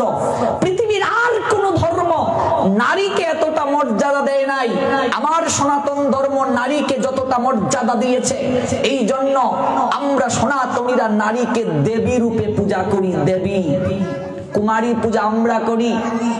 নারী আমাদের সরস্বতী, নারী লক্ষ্মী, নারী দুর্গা, নারী কালী, নারী পার্বতী, নারী সন্তোষী, নারী জগদ্ধাত্রী, নারী বাসন্তী। প্রত্যেকটা দেবী নারীরই একটা রূপ, নারীরই একটা প্রতীক। এই নারী রূপে গুণে লক্ষ্মী সরস্বতী। এই নারী কখনো অধিকার আদায়ের জন্য উগ্র কালী। ভেবে দেখেছ? আচ্ছা বলো, মা কালী, সেই মা কালীর পরনে বস্ত্র নেই কেন? আমরা তো কালী পূজা করি, পরনে বস্ত্র নেই কেন? কখনো কি ভেবেছি মা কালীর গায়ের রং কালো কেন? পরনে বস্ত্র নেই কেন? তাহলে নগ্ন অবস্থায় পূজা করছে, এটা আবার কেমন পূজা? এগুলো তো অন্যান্য ধর্মের লোকেরা প্রশ্ন করে, উত্তর তো দিতে হবে, জানতে হবে। নারী যে কতটা গুরুত্ব, স্বামীর উপর সমস্ত ভালোবাসা পড়েছে, কিন্তু সেই নারী যখন সন্তান সম্ভবা হয় তখন তার সমস্ত ভালোবাসা স্বামীর থেকেও সন্তানের উপর গিয়ে পড়ে। ঠিক বলছি মা? স্বামীর থেকেও ভালোবাসাটা তখন কার উপর যায়? সন্তানের। এমনকি নিজের সমস্ত চাহিদাকে বিসর্জন দেয় কার জন্য? সন্তানের জন্য। সন্তানকে পৃথিবীর বুকে আনয়নের ক্ষেত্রে বাবার থেকে মায়ের অবদান সবচেয়ে বেশি। 75 মার্ক দিয়েছে মায়েদেরকে, 25 মার্ক দিয়েছে বাবাদেরকে। পিতা আনন্দিত হইয়া সাগরে দেয় ফেলিয়া, সেই যে চলে গেল ফিরে এলো না, আমায় ধরিয়া জটরে কত কষ্ট করে 10 মাস 10 দিন গর্ভে দিল ঠাই। বাবা বাবার কাজ করেই শেষ, আর কোনোদিন খবর নেয় নাই। আমায় ধরিয়া জটরে কত কষ্ট করে 10 মাস 10 দিন গর্ভে দিল ঠাই। গর্ভে ধারণ করেছে, পোষণ করেছে, প্রসব বেদনা সহ্য করেছে, তিল তিল করে ওই দেহটাকে জগতের বুকে আনয়ন করেছে। এই পৌষ মাঘ মাসের শীতের রাত্রিতে মা ঠান্ডায় থেকেছে, প্রস্রাব পায়খানায় থেকেছে, সন্তানকে কখনো ভিজায় রাখে নাই, শুকনাতে রেখেছে। নিজের সমস্ত সুখকে, সমস্ত স্বাচ্ছন্দ্যকে, সমস্ত চাহিদাকে বিসর্জন দিয়ে সন্তানের জীবনটাকে মহিমান্বিত করেছে এই মা। পুত্র যদি কুপুত্র হয় তবুও মা তাকে ফেলতে পারে না। ল্যাংড়া আতুর হইলেও মায়ের টান দিয়া লয় কুলে। পুত্র যদি কুপুত্র হয় তবু নাই মা ফেলে।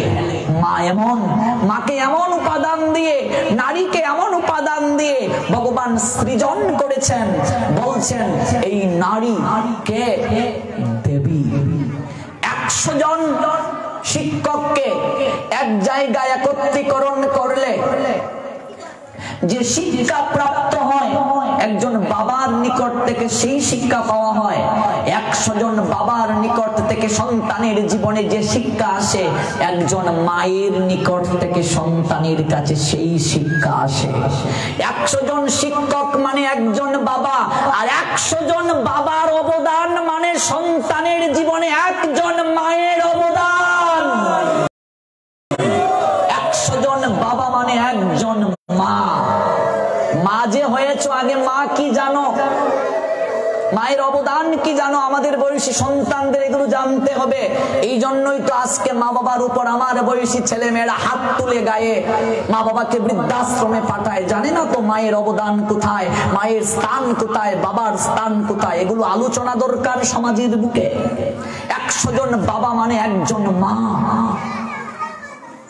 100 জন বাবার অবদান সন্তানের জীবনে মানে একজন মায়ের অবদান।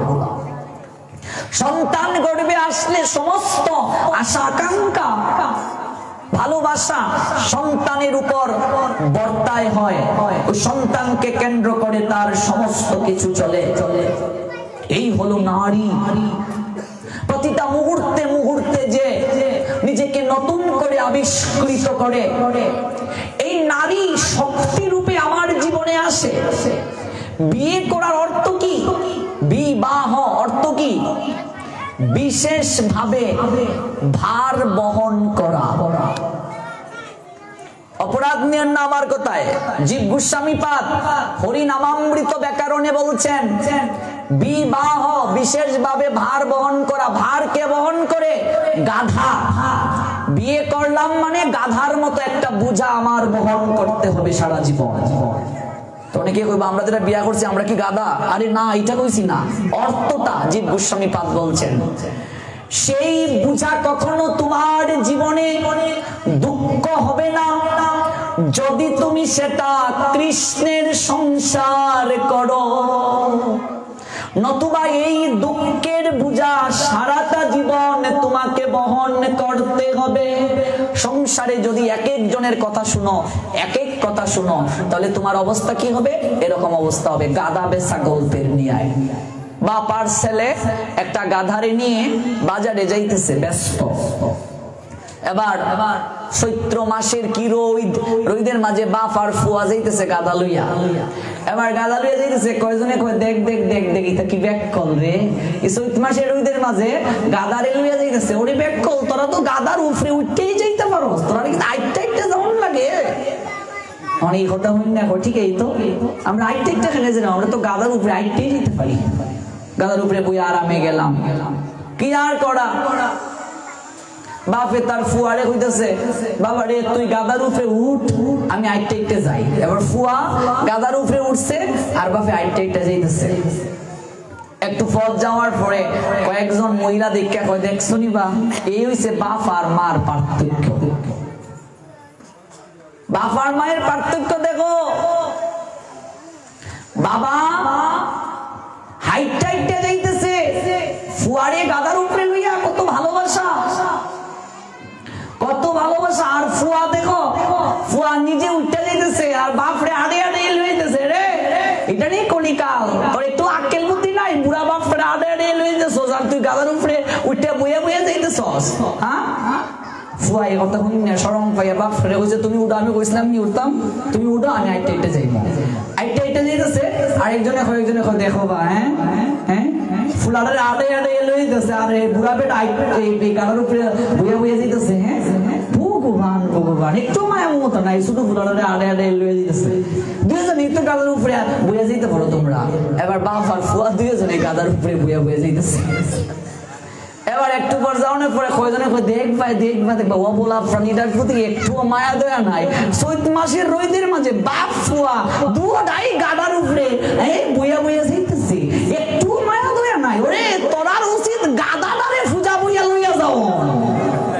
বাপ আর ফুয়া দুইজনে লাইন হয়, চল চল গাদার দুই দিকে পাও বান্ধিয়া গাদার ভিতরে বাঁশ ঢুকাইয়া লো পূজা হইয়া লইয়া যায়। বাপ আর ফুয়া গাদার চার পাও, দুই পাও বানছে, দুই পাও বানছে, বাঁশ ঢুকাইয়া বাপ আর ফুলায় পূজা হইয়া লইয়া লইয়া যাইতেছে। কিছু দূর যাওয়ার পরে সাকুর মাঝে উঠবো, এবার গাদা কি এমন করে লইয়া যেমন যায়, গাদা এমন লাফালাফি শুরু করছে, বলো ওরি বল জলের মাঝে। সংসারে যদি হগলের কথা শুনো তাহলে ওই গাদা বেচার মতো অবস্থা হইব তোমরা। কার কথা শুনবে? গুরু বৈষ্ণব ভগবান তিনের শরণ,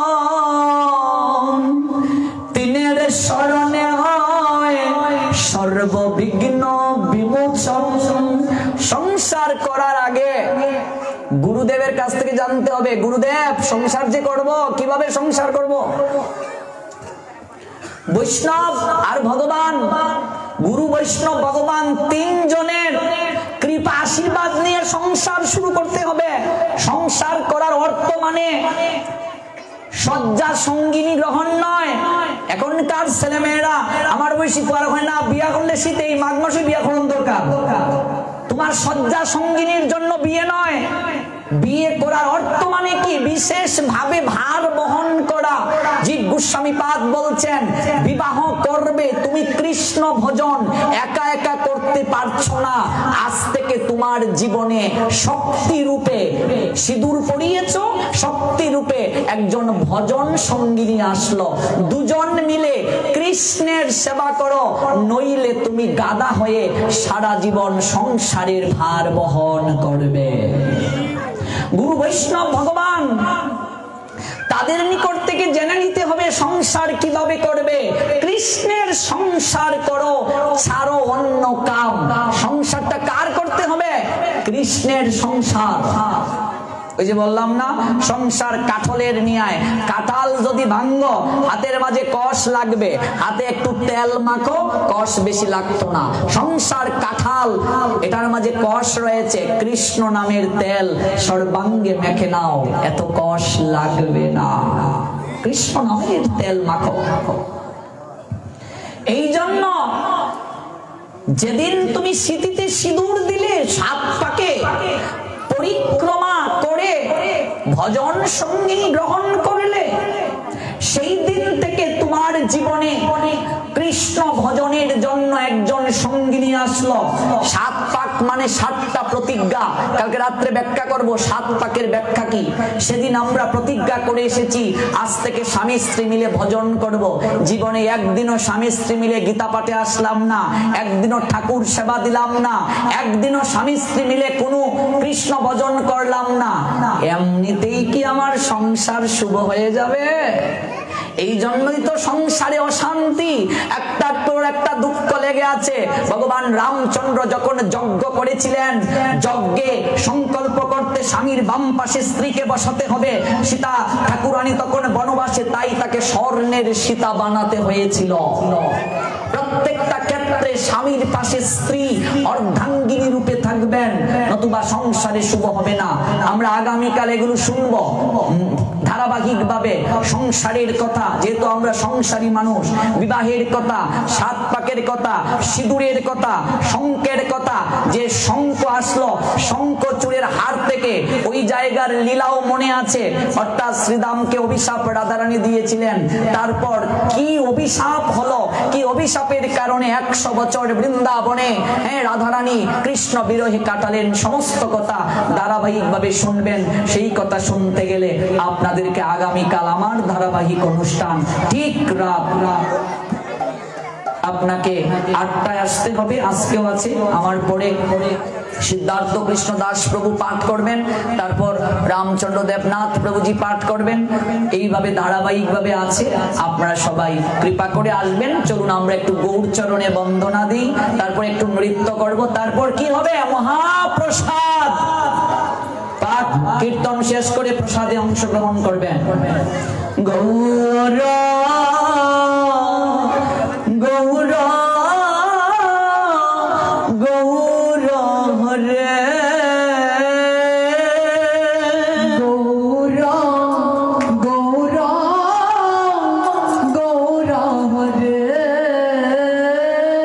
গৌর গৌর গৌর হরে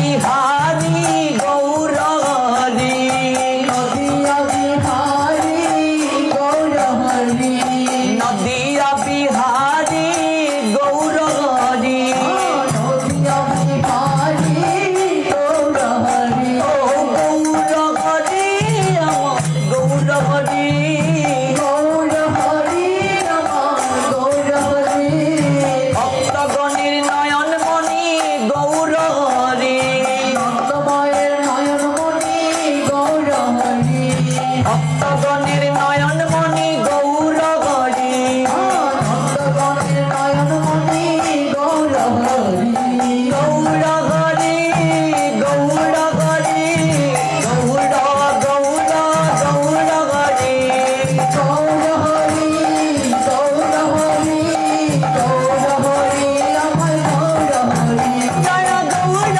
হরি গৌর হরি গৌর গৌর গৌর হরি জয় গৌর হরি জয় গৌর হরি গৌর গৌর গৌর হরি হরে কৃষ্ণ কৃষ্ণ কৃষ্ণ কৃষ্ণ হরে হরে হরে রাম রাম রাম হরে হরে হরে কৃষ্ণ কৃষ্ণ কৃষ্ণ হরে হরে হরে রাম রাম রাম হরে হরে हरे कृष्ण कृष्ण कृष्ण हरे हरे हरे राम राम राम हरे हरे हरे कृष्ण कृष्ण कृष्ण हरे हरे हरे राम राम हरे हरे हरे कृष्ण कृष्ण कृष्ण हरे हरे हरे राम राम राम हरे हरे हरे कृष्ण कृष्ण कृष्ण कृष्ण हरे हरे राम राम राम हरे हरे हरे कृष्ण कृष्ण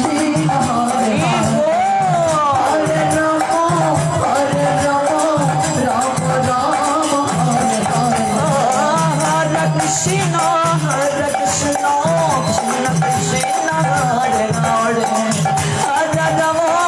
हरे राम राम राम हरे हरे हरे कृष्ण कृष्ण कृष्ण हरे हरे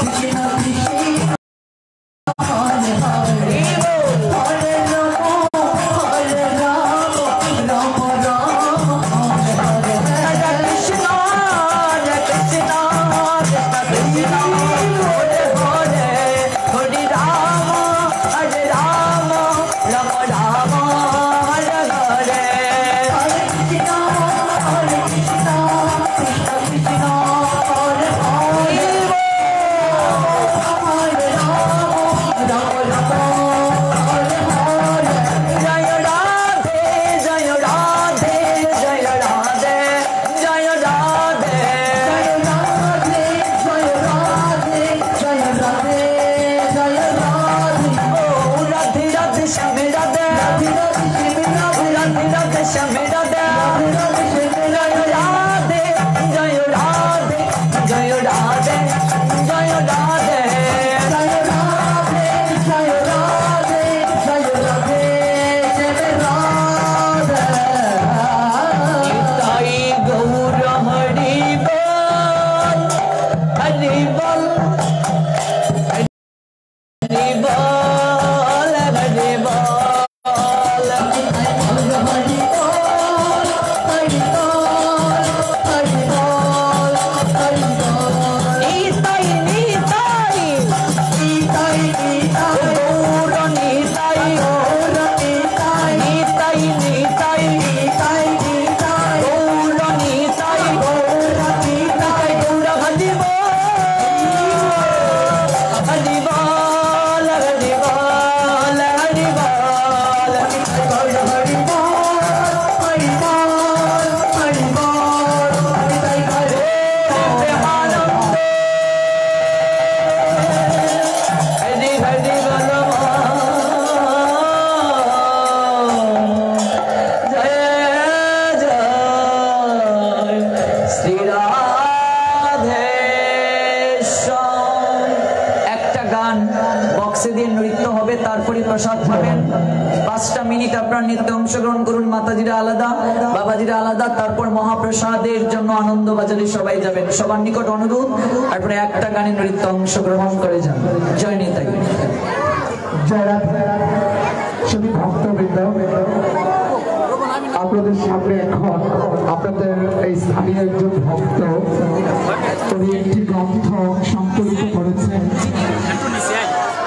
শ্রীমান শরৎচন্দ্রদেব বাবুর উদ্দেশ্যে এই গ্রন্থটি উনি